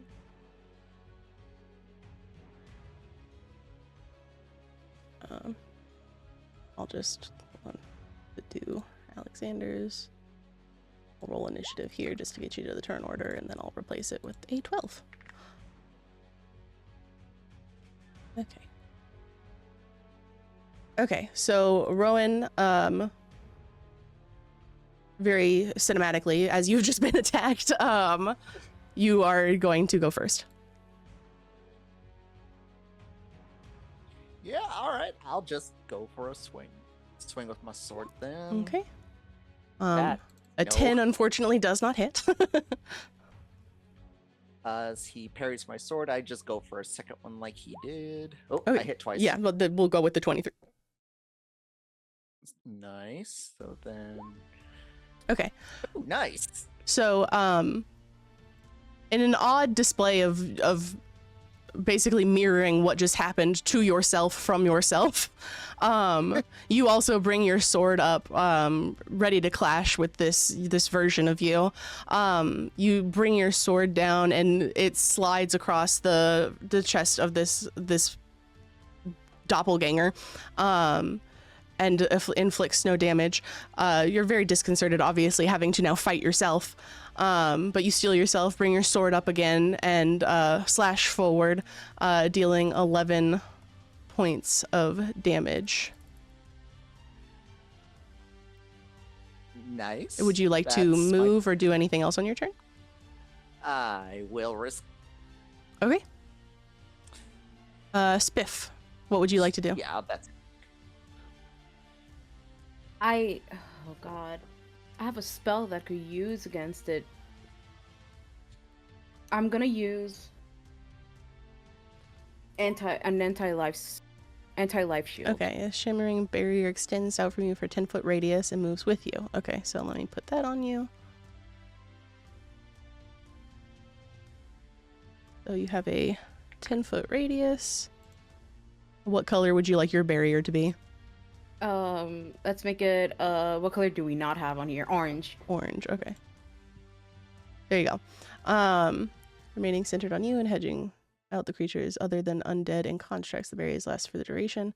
Prevents an affected creature from passing or reaching through. An affected creature can cast spells or make attacks. Okay, so this is going to push out Rowan as well. Mm-hmm. So Rowan, can you make me a dex saving throw, please? Yep. Okay. Can you roll me 1d6, please, as you are shoved out of Spiff's way due to this barrier, this anti-life shell. You don't quite manage to catch yourself on the edge of this platform that plummets into darkness, and you fall down through this inky blackness before landing back down here, managing to catch yourself now and only taking 1 point of damage. Okay, the joke's not funny anymore. Emil, you're also going to get shoved out of the way. Oh God. Oh, I made a mistake. We're supposed to be fighting the bad guys here. Okay. What else would you like to do, Spiff? Oh. Well, I panic realizing I made a big mistake and oh God. I can't close this thing, right? To end the spell, you mean? Or what do you mean by Yes. close it? Yeah, okay. To end the spell.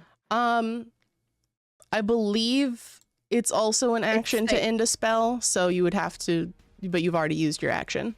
Yeah. So I'll just You can move if you want. You can move up to your speed. I'm trying to see, cause like it's just gonna keep flinging them. Mm,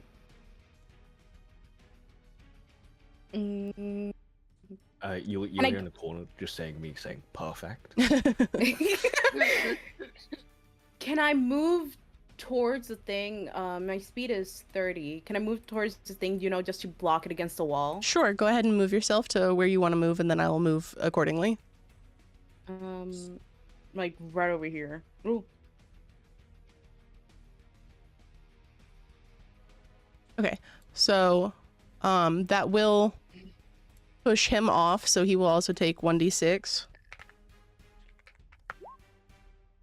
I did it backwards, like a professional. Okay, Oh, he's now I gonna just take the blocked full. Rowan. Yeah, he's gonna take the full 6. To be there. Okay. And then he ends up landing somewhere else. Oh, this is fine. Okay. Is that the end of your turn? Mm-hmm. Okay. Emil, what would you like to do? You were just you've just watched this creature that was an amalgamation of all of you morph into your party member Rowan. Rowan was then pushed off by Spiff. You were pushed back, but not quite off. And you could just barely, on the faintest hint of the air, hear Alexander somewhat behind you whisper, "Good job" to Spiff.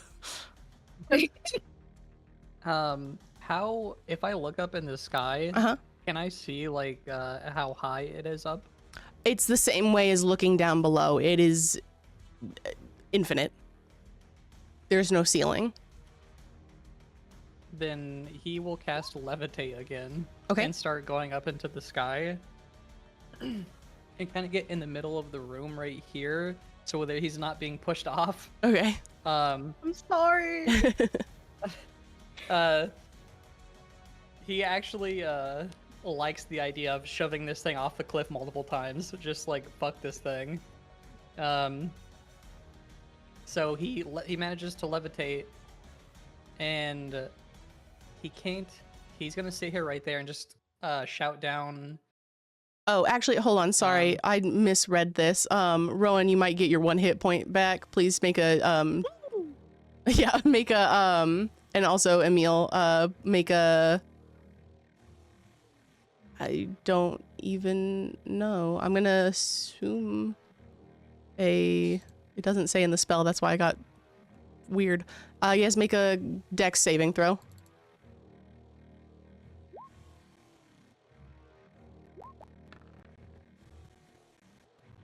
Okay. So fake Rowan still takes full damage. You get your 1 hit point back and you didn't actually fall. You caught yourself. And Emil, you actually started from here instead of the next square over, so you still have an extra little bit of movement there, so but you can still move right there. Yeah, he's just gonna he's gonna sit down to Spiff and use his free action and be like, just keep shoving him off. I'll try to keep pressure going. and then that'll be I his turn. don't have enough. Oh, well, can I speak to him? Yeah, you can always respond. Well, I don't have enough time for the spell. Better idea. I hold him. You just guys spam him. I'll If just stun you, him as many the times thing as is I if you end your turn in this field that she's made, you're gonna have to continuously make dex saving throws. can. That's fine. Okay.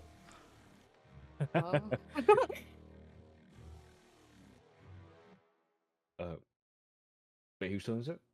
It is. Well, Emil is at the end of your turn. Yeah. Okay.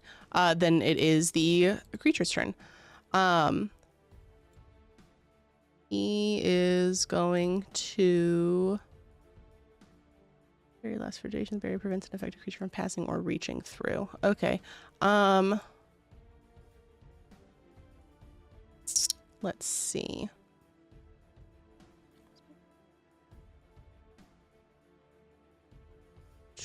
He is going to, because he can't do much now, he's going to start moving around, so that's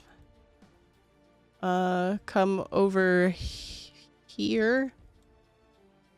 I think that's too far, actually, right there. And he is eyeing all of you, but currently at this moment in time, he is unable to do anything.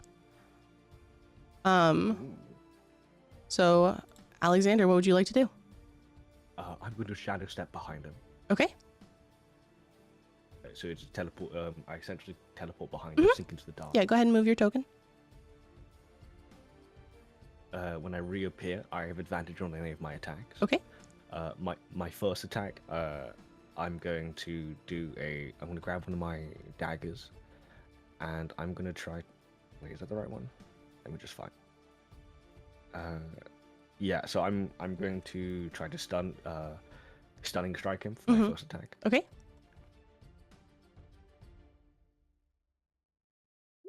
Does a 25 hit? A 25 does hit. Can you make a DC 16 con save? Okay. That'd be a 12. But hold on. He gets to roll it twice. 25. Although I could have just taken the 18, it would have made the same difference. So yes, he passes that. Okay. Then in that case, it'll still attack him because it's still a hit, but it won't stun him. His movement is halved now. Okay. I will mark that so you can move 15 now. Okay. And as you appear behind him, he takes 11 piercing damage with that. Which I can hear instead of being crazy. So minus 11. I'm going to expend 1 focus point for Flurry of Blows and do 3 dagger attacks. Okay, go ahead.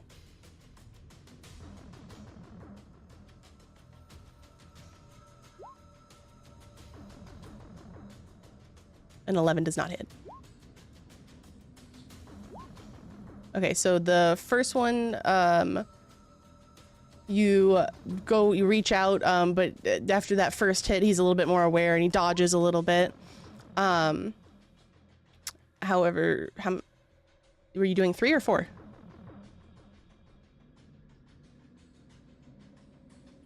Chestnut? Oh, sorry, it was 3. It was 3. Oh, okay, so that last one's not going to count. Yeah. Okay, so the first one you try to reach out, and after that first hit, he's paying more attention to you. He didn't know you were there, and his focus was on the other 3 in the room. But he's able to, maneuver out of the second attack that you try, but the third and fourth there definitely slice through the soft parts that are exposed on him. Go ahead and roll damage on the 22 and the 26.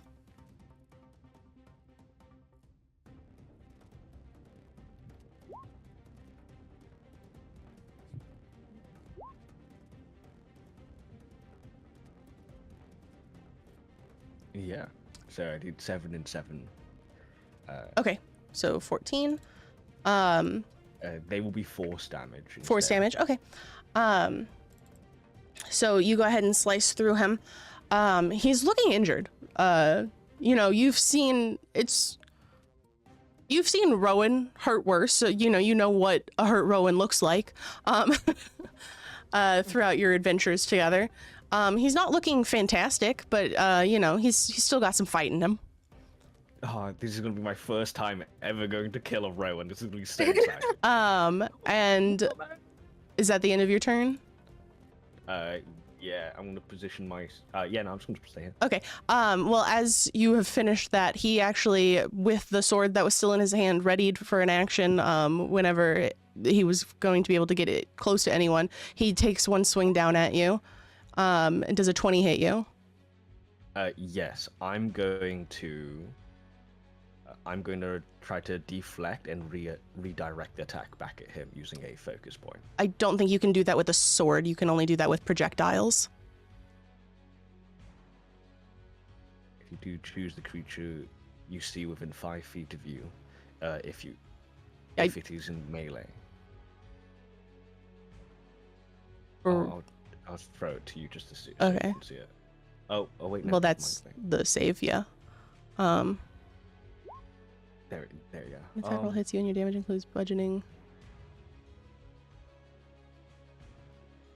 Oh, okay. I don't know why I thought that was only for like arrows.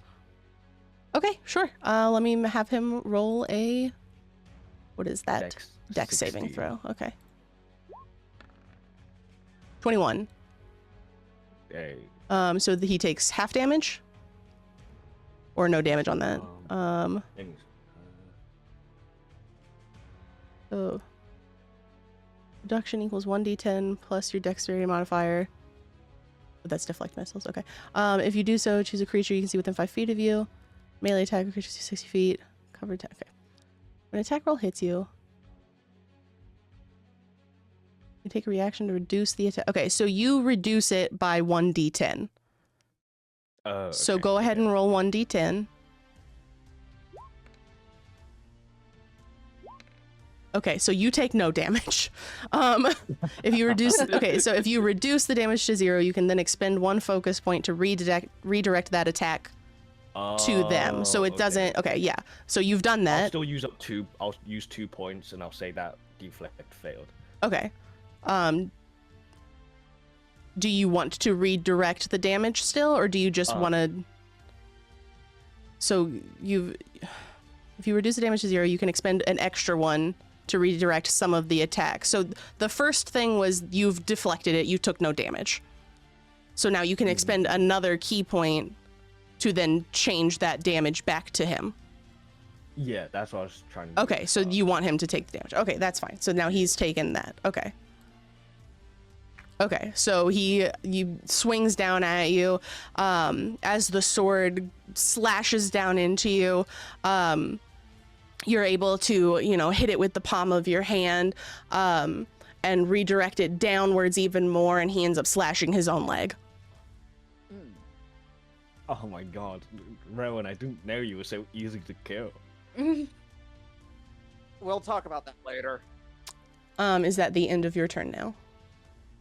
Yes. Okay. Rowan. Well, it was his turn. Well, no, that was his. He had an action readied. Oh, okay. And he was ready to attack whenever anyone got close enough for him to hit. Ooh, okay. Rowan, it is now your turn. You are shoved in a corner. Right? You the way that spell works, you are unable to enter it. Oh, the barrier prevents an effective creature. You were not affected, so you can pass through it. Never mind. You passed your save, so you can pass through it. All right. So he's somewhere up. Here, right? I cannot tell you that. You see what you can see. Fair enough. Can I tell him? Can he ask us where he is? Yeah, you can shout out to your party saying, "I can't see. Where is he?" Yeah, where is he? I would have been shouting at Rowan while slashing the other Rowan because of how funny it is. I don't know if can't you heard see the you direction. either. I mean, you can hear, and then we can make a roll to see if you get where you need to go. Fair enough. I will try that. Okay, so go ahead and roll me a survival or perception check. You get to pick. Which one is better? They are both the same. No, wait. Well, I wasn't sure. You might be proficient in one. Okay, so 23. Oh, damn. Okay, so you know where you're going, basically. Fantastic. You, right over here is where you want to aim. Alrighty.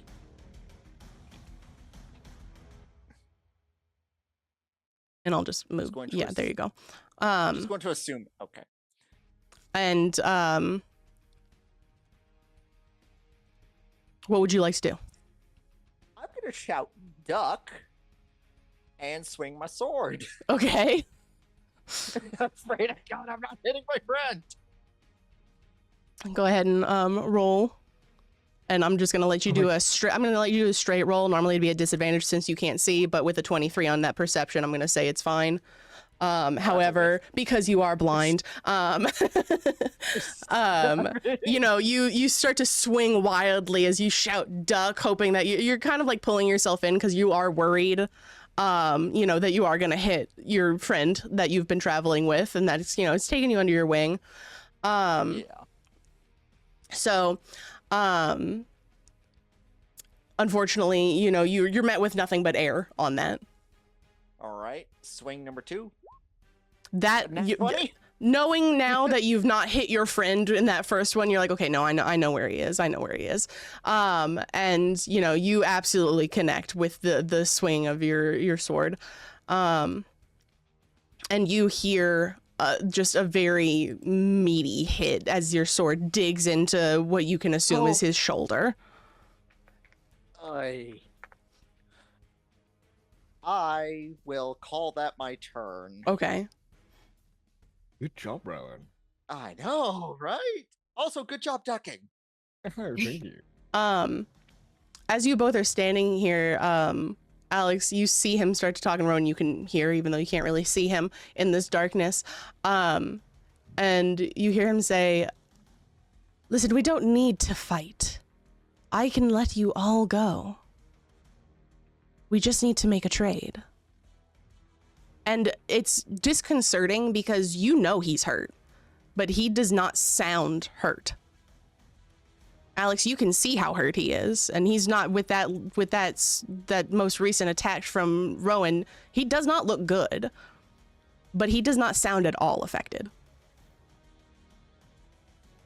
Would either of you like to respond to what he said to you, or shall we move to Spiff? Do I hear this conversation? Oh yeah, I mean, he's like, saying it to the room at a whole. To be honest, I'd rather kill you. I would really rather see your head on the floor. It's so true, so true. Spiff, Emil, would either of you like to respond? what would be the bargain? What are we trading? His head like swivels over to you like uncharacteristically or unnaturally fast, almost like, you know, he's putting like a crick in his neck, and he makes eye contact with you and he says, all you need to extend is a memory. It won't hurt no one. All you need to do is give me a memory.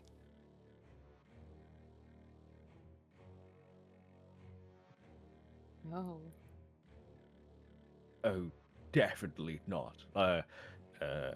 Alexander's first thought is what he said to me at the start. And looking at Spiff still, because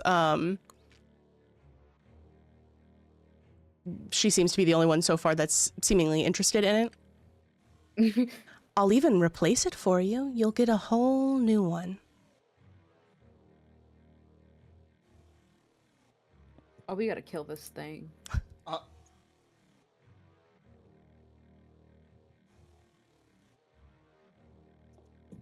I'm guessing no one's taking that deal.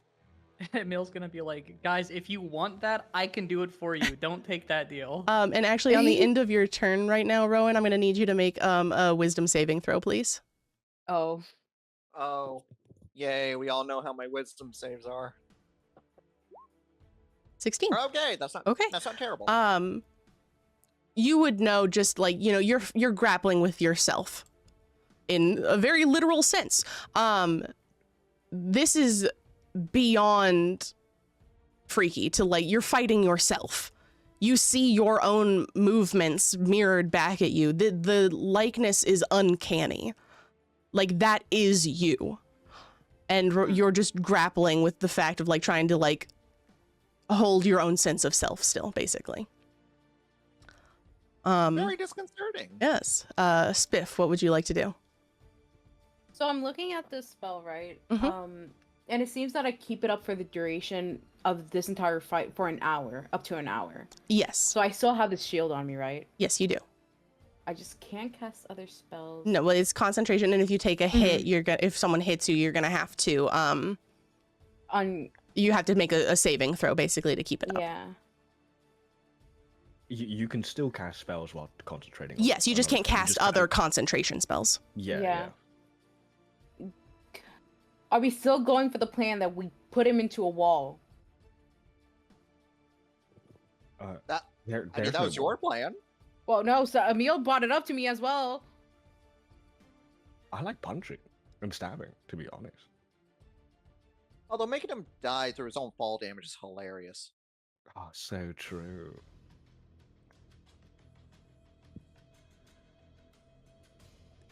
Okay, I'm gonna need you to make a decision, though, Spiff. I go and I try to put them. I try to go a little bit further to just make them go like a little close in that right corner. Okay. So I'll just move in to. Oh, not that much. Just to like put them at the edge of the right corner. Okay. So move where you want to move, so I can see where he would then go in response. Trying to see. I'm gonna go right over here. And your party members have already passed this save, so they will not have to then make the save again. Okay. He will make another Put him right save. over here. Okay, he will make another so that's only gonna push him like right here. If you're trying to push him off, you need to move closer to him. Okay. So you see like the Just edge of trying the to see, circle, like- you need to basically he's just gonna go to the edge of the circle. Okay, right there. Okay. Oh, that's this thing. That's fine. Yeah, it'll push him off. If he doesn't make his save. So he's gonna make another dex saving throw. And really fuck it up. He absolutely falls. And then he's going to take another 1d6. And only take 1 damage this time as he lands here. It doesn't, again, you guys are whittling away his health with that, but it's only ever going to be like a little amount. Having experienced it yourself, Rowan, and Alexander to an extent, you have Featherfall, so it doesn't really, or Slowfall, so it doesn't really affect you as damage-wise. It's the equivalent of, while you are falling for a decent amount of time, it's the equivalent of falling a single story. Ooh. No matter where you fall from or how long you fall, it's only ever going to be the equivalent of 1 story. Let's just murder him, I guess.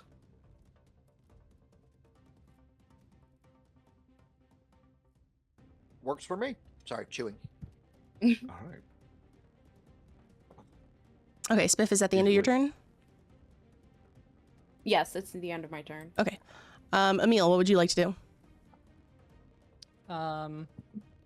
Emil is going to attempt to go inside the mind of this thing, and as a bonus action, use Clairvoyant Combatant on it. Okay, can you send? Yeah, there we go. Okay, when you form a telepathic bond. Okay, so he's gonna make a Wisdom saving throw. What's your spell DC?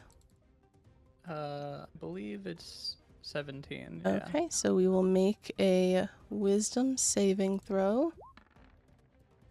He fails. So the creature has disadvantage on the attack rolls against you specifically, and you have advantage attacks on him. Okay. Yeah. So for the and rest of then combat, for- yep. And then for the action, just gonna Eldritch Blast its ass. Okay. Go ahead and roll. 25 certainly hits. Okay. Okay, so you delve deep into this creature's mind. Having been with your party for so long, you've tapped into, to communicate with your party before, so you know Rowan's mind. This is nothing like that. This is vast and expansive and alien to you. And as you almost like recoil from the alienness of it, you also inflict, you know, this disconcerting feeling onto it. And then as you withdraw from its mind, you push out your hand and blast him. Do you push on your Eldritch Blast, or do you do something else with your Eldritch? No, it just does Oh, 11 it's- psychic okay. damage in particular. Um, Instead of force or anything like that, it's psychic. Sure. He's looking haggard. I'm not gonna lie. You can see like a pain on his face from what you did previously with the clairvoyant combatant, and then paired with getting blasted immediately afterwards with the Eldritch Blast. He looks to be in incredible pain from that. Are you going to move, or would you like to just remain where you are? I'm gonna remain at the center-ish area. Okay. He still cannot enter this zone around Spiff, but he is going to move one over to get closer to Alexander. And once again, he raises his sword and he says, all we need to do is make a deal. Just one memory. Just one memory, and we need not fight. And as he says that, slashes his sword down towards Alexander. Does an 18 hit you? My AC is 18. Okay, so meets it, beats it. And as he says this, you know, you falter for a second thinking about all the things that have happened here. And he manages to get one hit across you, dealing you 9 slashing damage. And then swings his sword back up and hits one more time, but a 16 does not hit. And you're clutching at your chest where he's just swiped at you, and he looks ready to attack again when he is able. He looks around at all of you and says, oh, it is just one memory that you need give me. Just one memory per person and you can go. There are many other places to be here. And then that is the end of his turn. His memory's a little bit too important.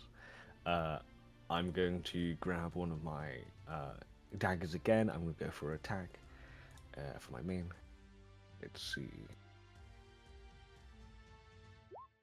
Ooh, I'm going to expend another flurry of blows heightened for another 3 attacks. Okay. So go ahead and roll. You know, you're clutching your chest. You have a dagger still in your hand, ready to attack. As you like straighten up, trying to attack, you know, your first swipe doesn't quite hit. There's blood covering your hands. You're a little bit weary on your feet. But you resolve yourself and you just quickly, you know, one on top of the other, you know, this person is impersonating someone that is close to you. This will not stand. He is trying to take memories from all of you, and that is not going to fly. Go ahead and roll damage for all but the last one. Okay, just 2 of them then. Yeah, the 24 and the 21.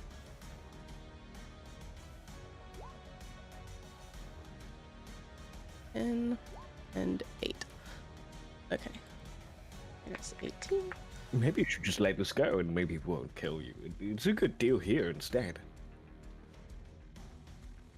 Why would I let it go? Well, I guess you'll die then. You mean, and he kind of looks at Rowan, you mean how all those others died?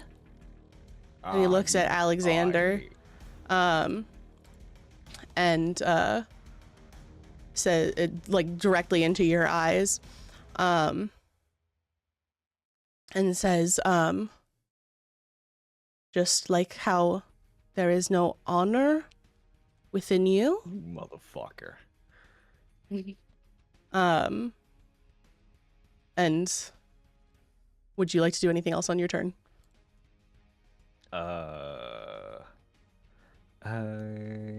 No, I think that's it. I think that's it for me. Rowan, it is your turn. You just saw this version of yourself look into your eyes and reference something of import to both you, and something you saw, Alex have a reaction to what was said to him.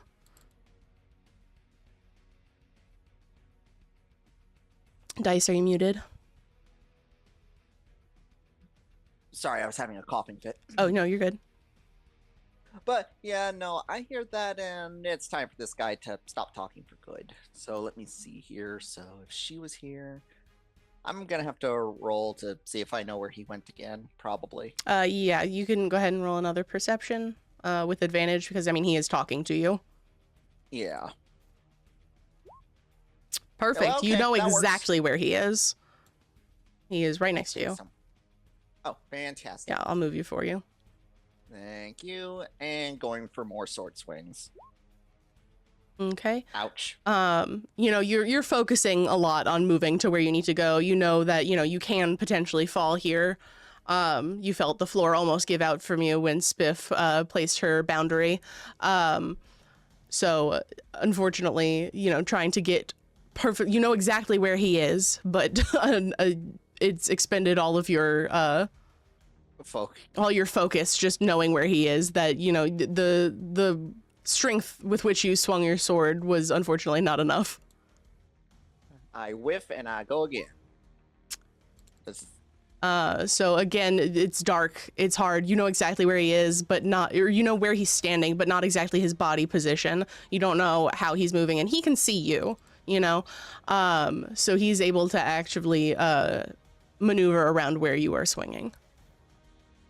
I think I'm gonna action surge and go for another Okay, 2 hits. go for it. Oh, come on, damn it. So it's so dark here, like it's pitch black, and the spotlight over by the chair is really also like throwing you off quite a bit, because it's such a bright light that, you know, that's kind of all you can see. It's really messing with your eyesight. And he you know, maneuvers around your sword. Go ahead and roll one more time. 19 hits. So, you know, you're getting increasingly frustrated. You know, this person has stolen your face essentially, and is parading around, potentially spreading secrets about you that he seemingly knows. And that one hits. And how would you like to do this? I hear him talk about how, you know, people died. I really want him to stop talking. So as I'm swinging basically wildly, the minute I think I can go for a hit, I do. I take my sword and I just behead him. And as if I'm afraid of him talking, I kick his head into the void. Like, no one's gonna find out what happened. It falls for a minute and then lands directly in front of you again. But yeah, no, you slice through him. He is dead and gone. And Rowan, you have to make sure you keep your head on your shoulders. What's wrong with you? and as Alexander says that, you hear in a perfect copy of Alexander's voice from the chair again. Oh Yes. God. Yeah. What would a murderer need but to keep their head well on their shoulders? Oh, God damn it.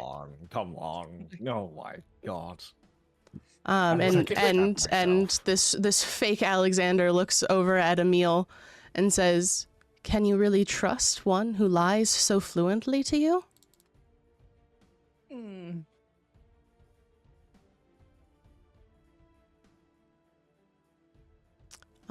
And let me roll this person's initiative. 15.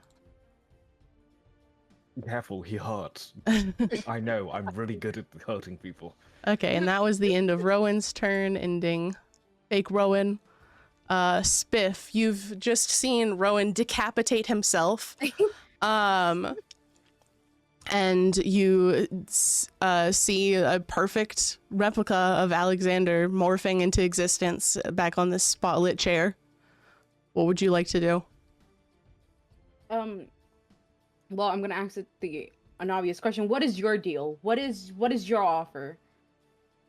As I said, I just need a memory.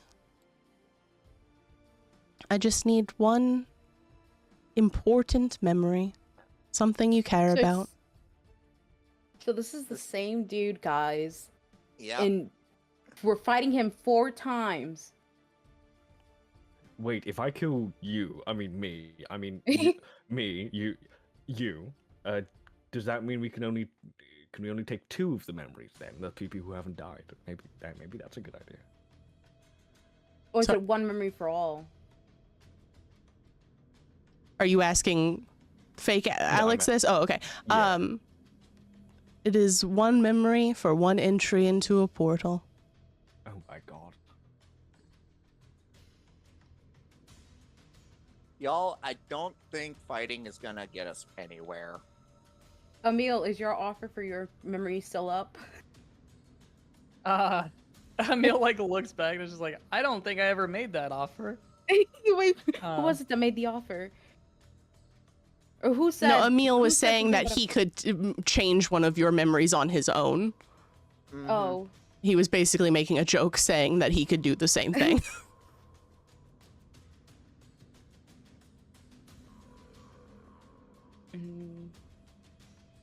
Wait, I have a question. Because the shield is still up, is he still in that chair or? He will on his turn Okay. make the save to see if he gets pushed. Can I pick the memory? Can you pick the memory? Is that what you said? Yeah. Of course, I will deem whether it is appropriate, but you of course can pick the memory.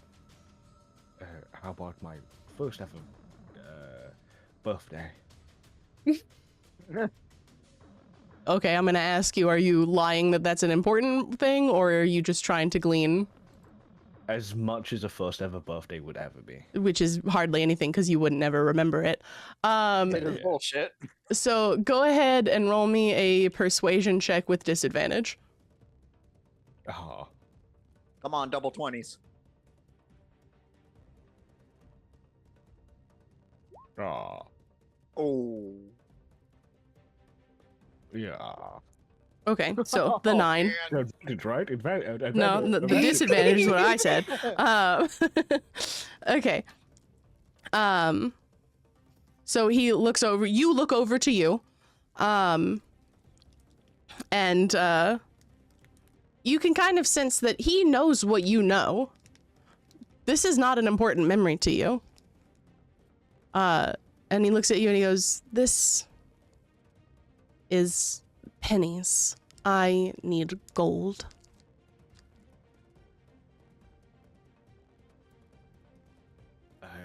I'm not to lie. I don't want to lose any of my better ones comparably to my first ever birthday. Then you can remain here and we can continue.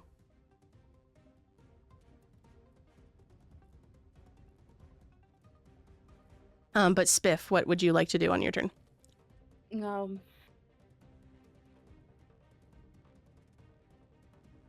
What about my memory? What would you like to offer? Oh God.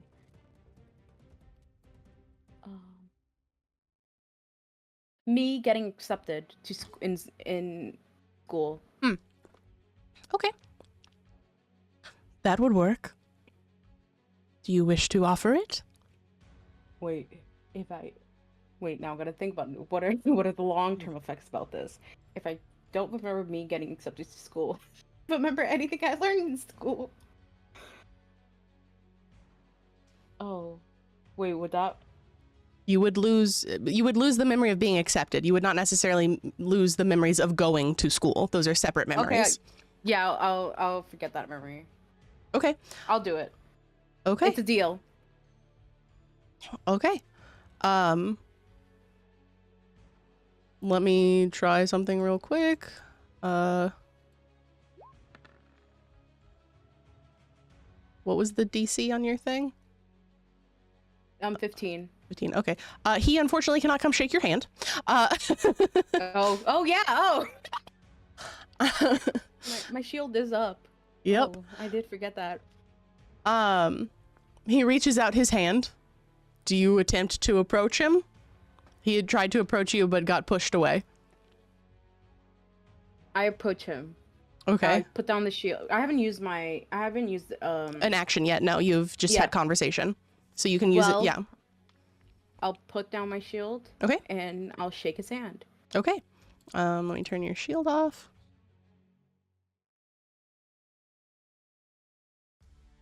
Okay. So you walk towards him and shake his hand. As you shake hands, you feel something enter your mind. Go ahead and roll me a d20. Oh, a d20? 17. Okay. So as you feel him enter your mind, you feel that memory start to fade.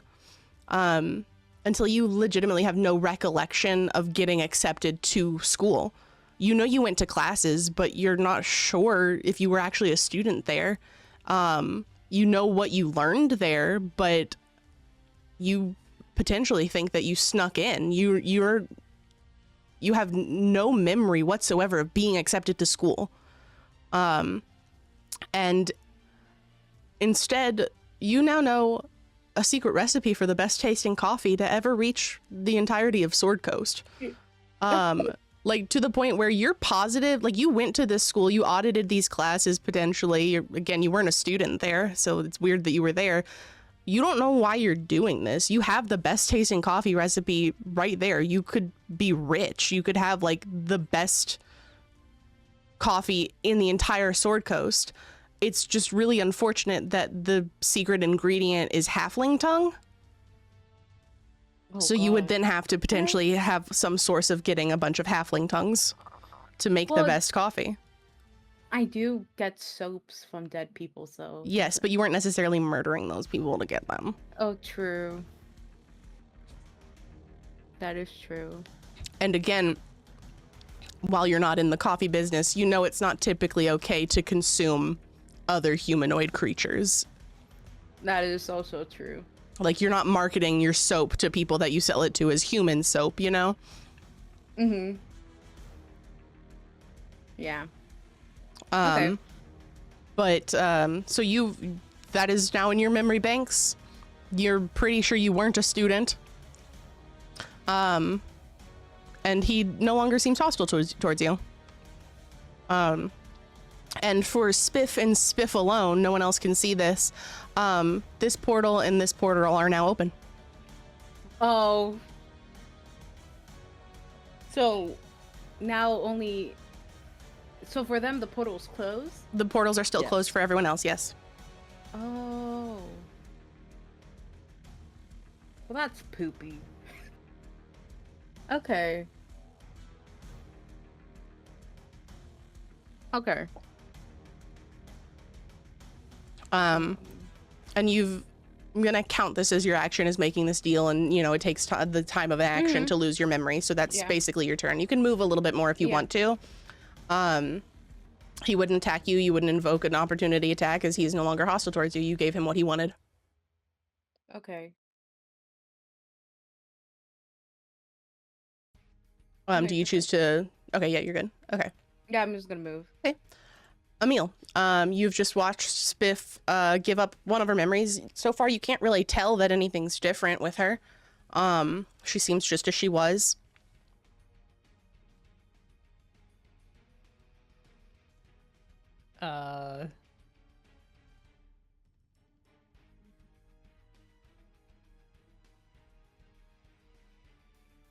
Emil's gonna float just a little higher and just fire another Eldritch Blast. And just like... Go ahead and roll. A 14. So as you're moving forward, you're slightly out of range now, or not out of range, you know, it's a long range, 120 feet. But you know, you don't quite have your footing under you as you levitate, and you slightly miss align where you're aiming. It's an 18. You have advantage? Because of the mind link thing. Oh, right, you're right. I'm sorry. Okay. Still, actually, nope, never mind. That means it. So you beat it. So go ahead and roll damage. Okay. So as you point down to him from the sky, you see him, he's gotten what he's want from Spiff, but he grabs his head, as he takes some 12, psychic damage. And he looks up at you and says, "There's nothing wrong with your friend. All I ask is for a memory." Do you do anything else on your turn? I float horizontally so he can't nick my feet. Okay. Go ahead and move wherever you're horizontally moving to. No, I just just here. Oh, Just okay. horizontal now. So, he's grasping his head with the psychic damage that was just inflicted on him. And he looks around, knowing Emil's kind of out of reach right now. And approaches Rowan, who is blind, basically. And is going to attack and then this is very disconcerting for you, Alexander, as you watch yourself perform your own moves against one of your compatriots. He pulls out a dagger and swipes at Rowan. Rowan, what's your AC? 19. 19, okay. Misses on this first one, but then he is, and you know exactly what he's doing, Alexander. He's expending a key point and flurry of blows against Rowan. So he's going to roll 1, 2, 3, and fucking Whiff. Hey, well, Rowan, dance, actually, dance. no, he has advantage right now. Oh, that's right. So That hurts. two of them hit actually. So the first one, you will take 7 piercing damage as a dagger, stabs into your skin, and 8 on the next one. The thing that Emil did only works against Emil, unfortunately, not against the entire party. Wow. And while he stood next to you, Rowan, even though you can't see him, you hear him and say, whilst you are a murderer,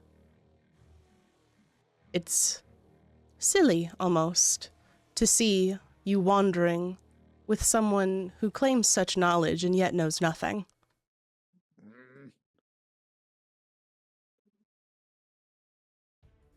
And that is the end of his turn. Alexander, what would you like to do? I will shadow step behind him. Well, yeah. Okay. I'll shadow step behind him. My first attack will have an advantage. Mhm. First thing I'll do is I'll say, for someone who's meant to be so devilishly handsome, just like me, you don't know how to fight against multiple people. This sounds. I hope I wouldn't fight like this. Oh, come on. And then he'll do his first attack with a stunning strike. Okay.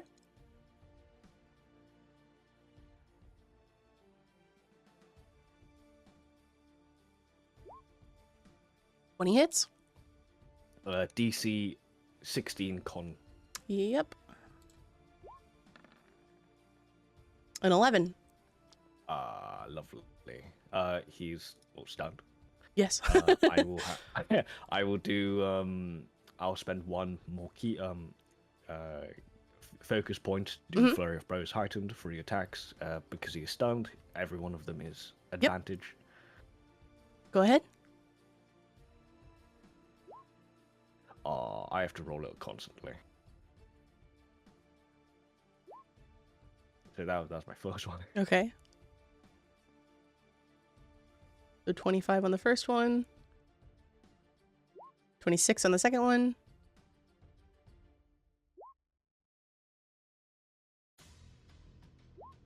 My last one And double 10s. Okay, so you can roll damage on the 25 and the 26. Okay, and I'm also going to need you to make a wisdom saving throw, please, at the end of your turn. So that's gonna be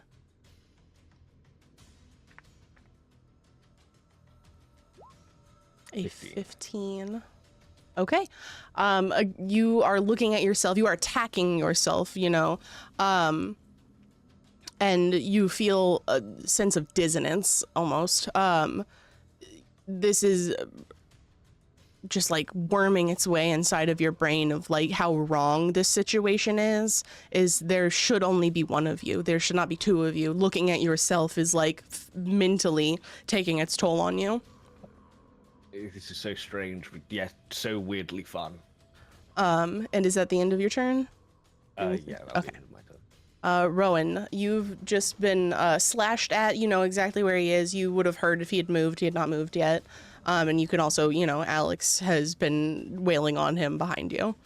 So you know exactly where he is. So you can go ahead and, if you wish to attack, roll just a straight roll, no disadvantage. Yeah, every attack on him from everyone for the round will be. Okay, from everyone. Okay. So then he's with advantage. incapacitated. Yeah. Yeah, he's incapacitated. He can't move. Strength and dexterity saving throws automatically fail, and attacks are advantage. Okay. So Rowan, that'll be an attack with advantage.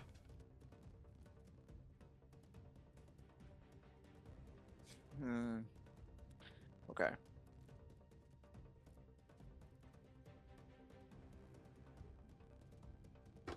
You know, I'm just gonna smack him. I'm not gonna overthink this. Okay. Let's see.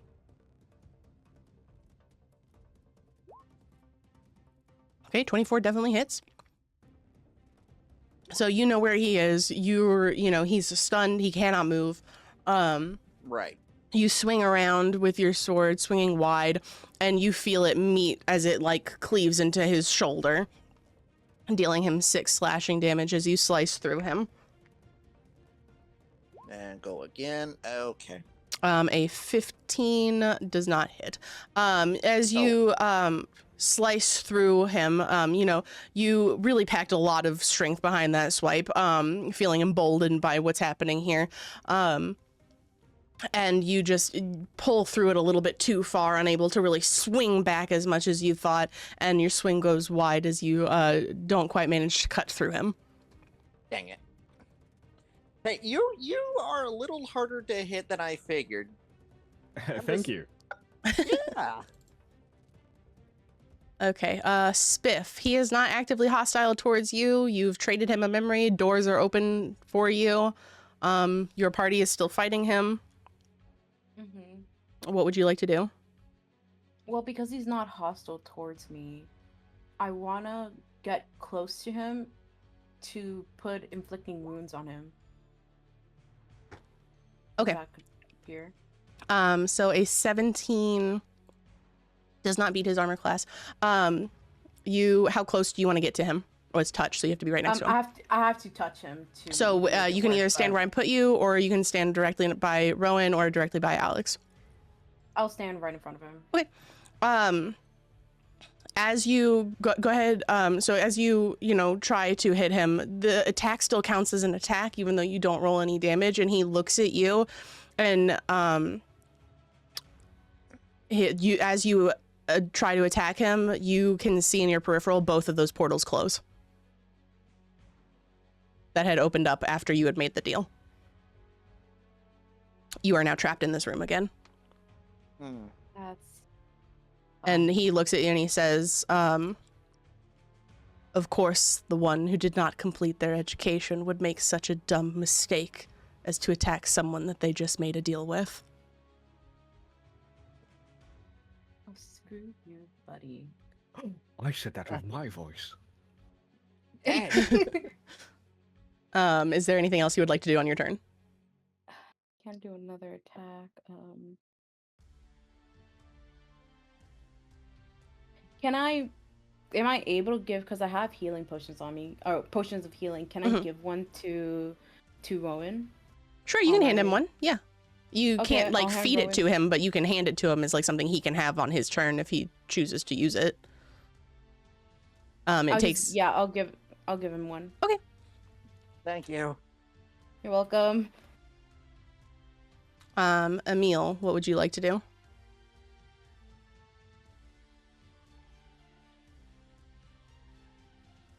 Zasha? Oh, okay. Just making sure. Yeah. Right. And I guess so he's gonna fly over here. Mm-hmm. How okay / hurt is this person looking? Is this thing looking Alexander, I guess. I mean, 2. he doesn't look great. He still looks within fighting shape. He doesn't look, like he's about to die or anything. Okay, he's gonna blast him again. That absolutely hits. Magic blast. Damn, 17. So, you fly up into the sky, you reach out your hand and, call upon your arcane understanding. And as you've been in this person's mind, you know how to attack them psychically. You deal an incredible amount of damage. They were looking, okay, they were looking hurt. And with that hit, they look a bit haggard. Okay. Worst headache ever. Yeah. Yeah. And as he was pointing at Spiff, calling her out for, basically going back on, not necessarily going back on their deal, but then reinstigating the fight, he retracts that hand that was pointing at Spiff and, clutches at his head. Anil's gonna shout out, don't let him get to you guys, just keep going. And then it's gonna be my turn. Okay. So he is going to, hold on, let me see what he is going to shadow step all the way over here. And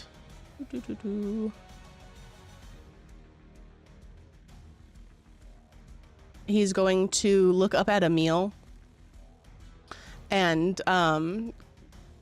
not necessarily shout, it's a small room, but talk up to you specifically, and says, why would I need to try and get to these people, these murderers, these killers? And he points specifically to Alexander and Rowan. They parade themselves as saviors, and yet they are the ones with blood on their hands. You really need to stop talking about that. I'm gonna cut your head off again. Yeah, that's really rude. And as much as I don't want to see my head chopped off, I do want to kind of see it at the same time. And then going to, oops, wrong button. Okay. And then that will be the end of his turn. Alexander, what would you like to do?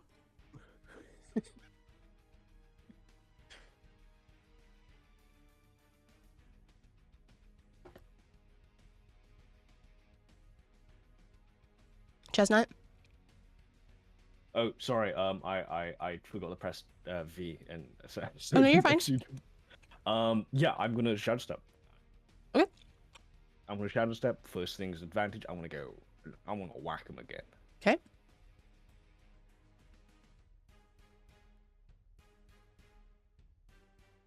Nat 1. Ah, okay. It didn't roll. Oh, there it goes. It just took a second. Okay. So, he's exposing you left, right, and center here. You shadow step closer to him and, you're a bit frazzled and don't quite manage to connect. Sorry, I forgot it's advantage because I shadow stepped. Oh, right. Fair enough. Yep, go ahead.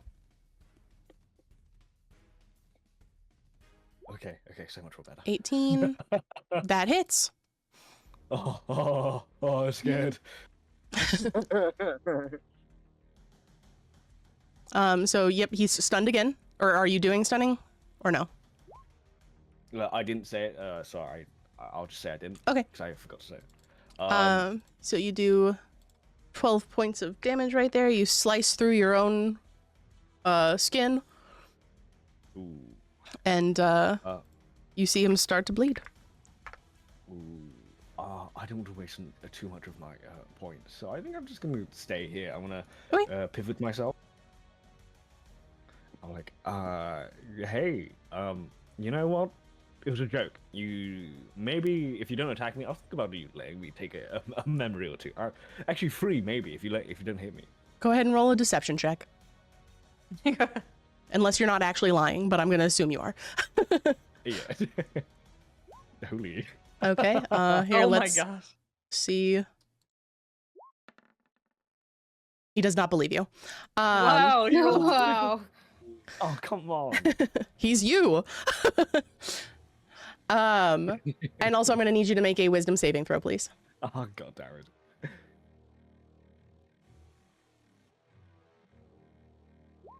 6. Okay.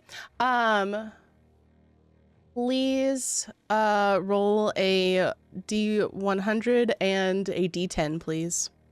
Oh no. Oh no. I believe you. Okay, so we got 5 and a 2. Okay, so for 2 minutes you are paralyzed. Looking at yourself God. has you've tried to deceive yourself, and in doing so something's kind of shifted in your mind. You're almost not sure which one is you and which one is fake. The person you're looking at in front of you is an exact copy. They are you. You are them.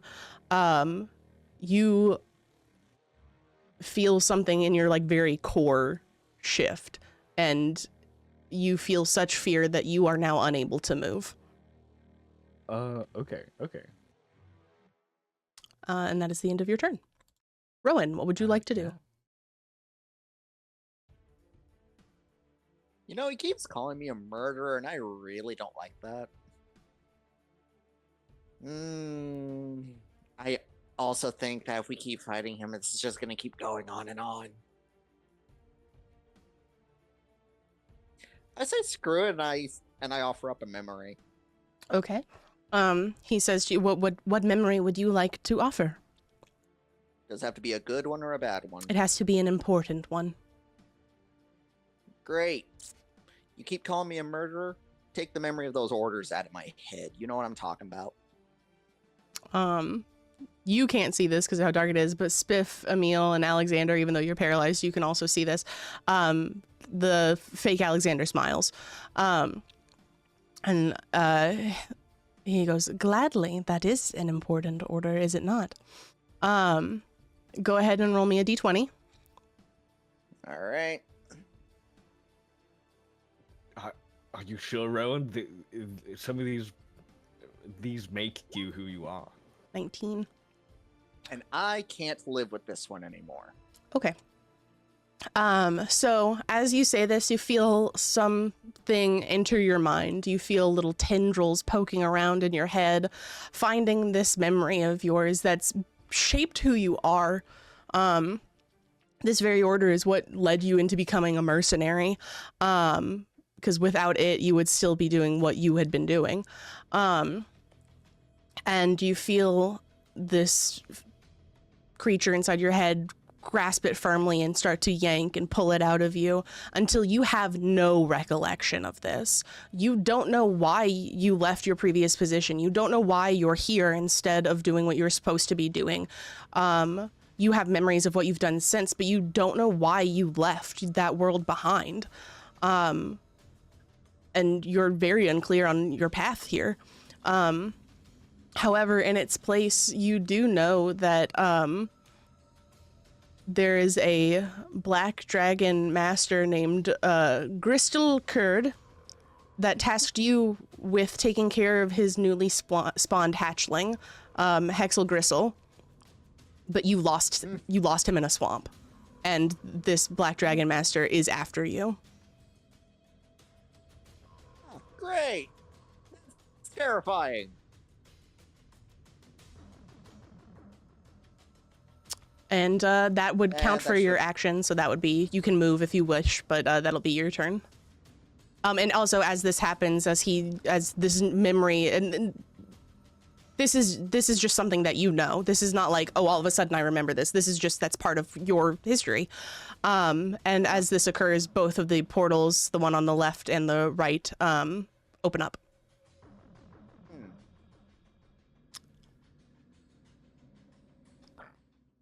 And that would be your I'll just turn. take a step over. Okay.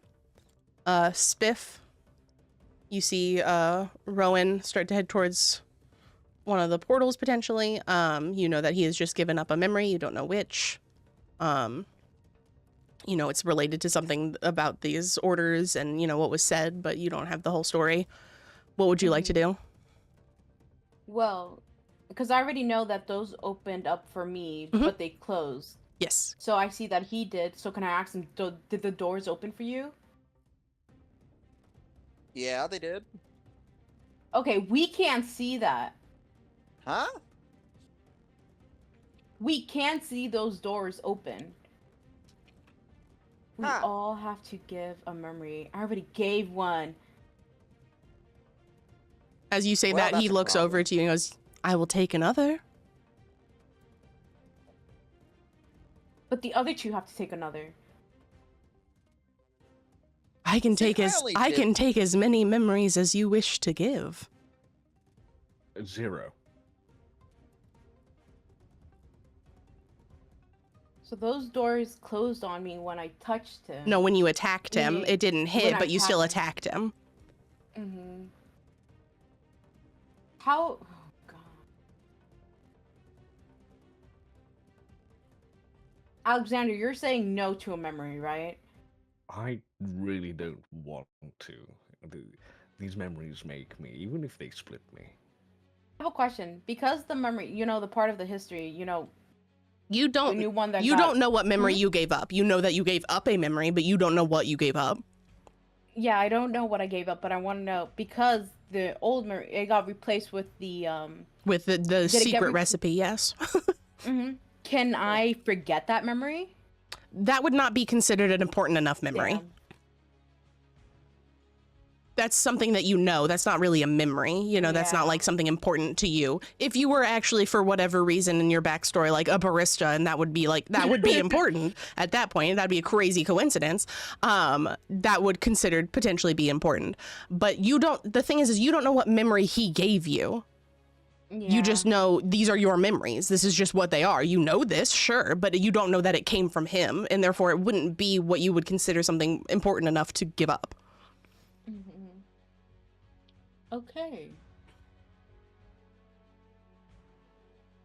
So the thing is that Alexander already gave his. If I were to give mine to him, right?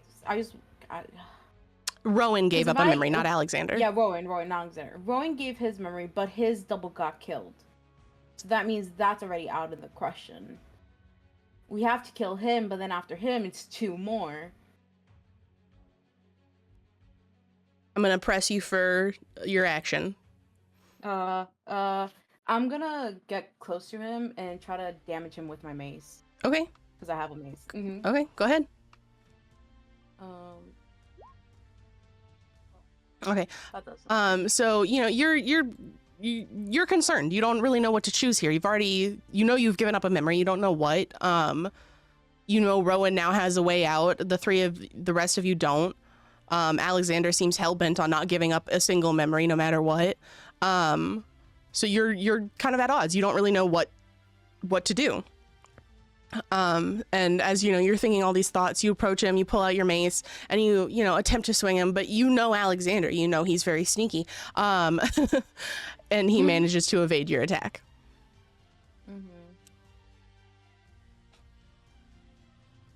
Well,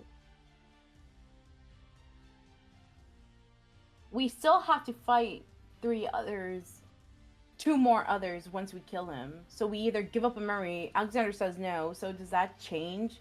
Like if Alexander is the only one to say no, he still can't open the door though. Yes, you can assume that.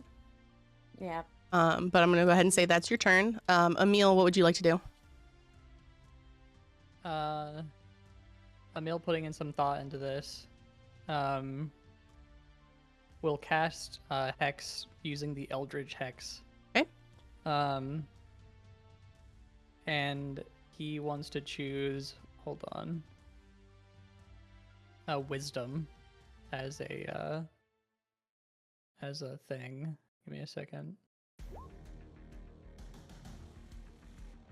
Okay, so you place a curse on a creature that you can see within range. Until the spell ends, you deal 1d6 necrotic damage. Also choose an ability when you cast a spell. The target dropped. Okay. And then the Eldritch Hex part of that. Okay. And then, so that was the bonus action. He wants to try and do like a switcheroo onto this creature and cast modify memory Okay. on this creature. Ooh. And he has to make a wisdom saving throw. Okay. I like that idea. I see what you're doing. Let's go. 14. He fails a save. So What would you he like to wants do? He wants to implant the memory that for the memory of whatever that is making this thing, this entity do this, like take away memories to Well, to it allow has to be access within and- the last 24 hours. Well, this charm lasts, you can affect the target's memory of an event that it experienced within the last 24 hours. Okay, I see. So with that, I guess with that knowledge, he's going to implant the memory that they've already all given memories away. Okay. In hopes that that'll unlock the doors. Okay. As you, I'm gonna press you to give me the fake memories that you gave him, though. Like what Okay, he's memories gonna you fed to implant- him. He's basically gonna try to change the fact. So he's gonna make it so that Sylph never fought back, but she gave the memory up. Okay. Rowan still gave his memory away, and Alexander. Well, I'm gonna say just tell because that would be modifying two parts. Well, never mind. Whatever. Never mind. Continue. I was just trying to make it to where Yeah. So and then obviously like two other important memories via Emil and Alexander, without getting too crazy in depth, I guess. Okay. As you do this successfully, which was crazy, honestly. You see, Rowan, nothing changes for you, other than that you see the Alexander duplicate kind of like almost like melt into the floor, and then back in this chair, the original chimera that was an amalgamation of all of you reappears, just watching you. And the portals are open. Spiff, you've already seen this once, you've seen it again, the portals are now alight again and open. Alexander and Emil, for the first time since entering this room, you see that the portal to the left and the portal to the right have opened. And now this guy is just watching all of you. I still have my daggers out. Like, what the fuck is happening here? I get down on the ground and I'm like, guys, are these open for you? And I point towards like the portals. Yes, they are. Yes. Okay, don't ask questions. I'll explain on the other side. Let's go. Which way? Left or right? Left. Okay. All right. Okay. So you guys make your way to the left portal, and I'm gonna say that we're gonna take our like 15-20 minute break right here. Okay. And then we will pick back up and continue to the next one. Perfect. Ooh.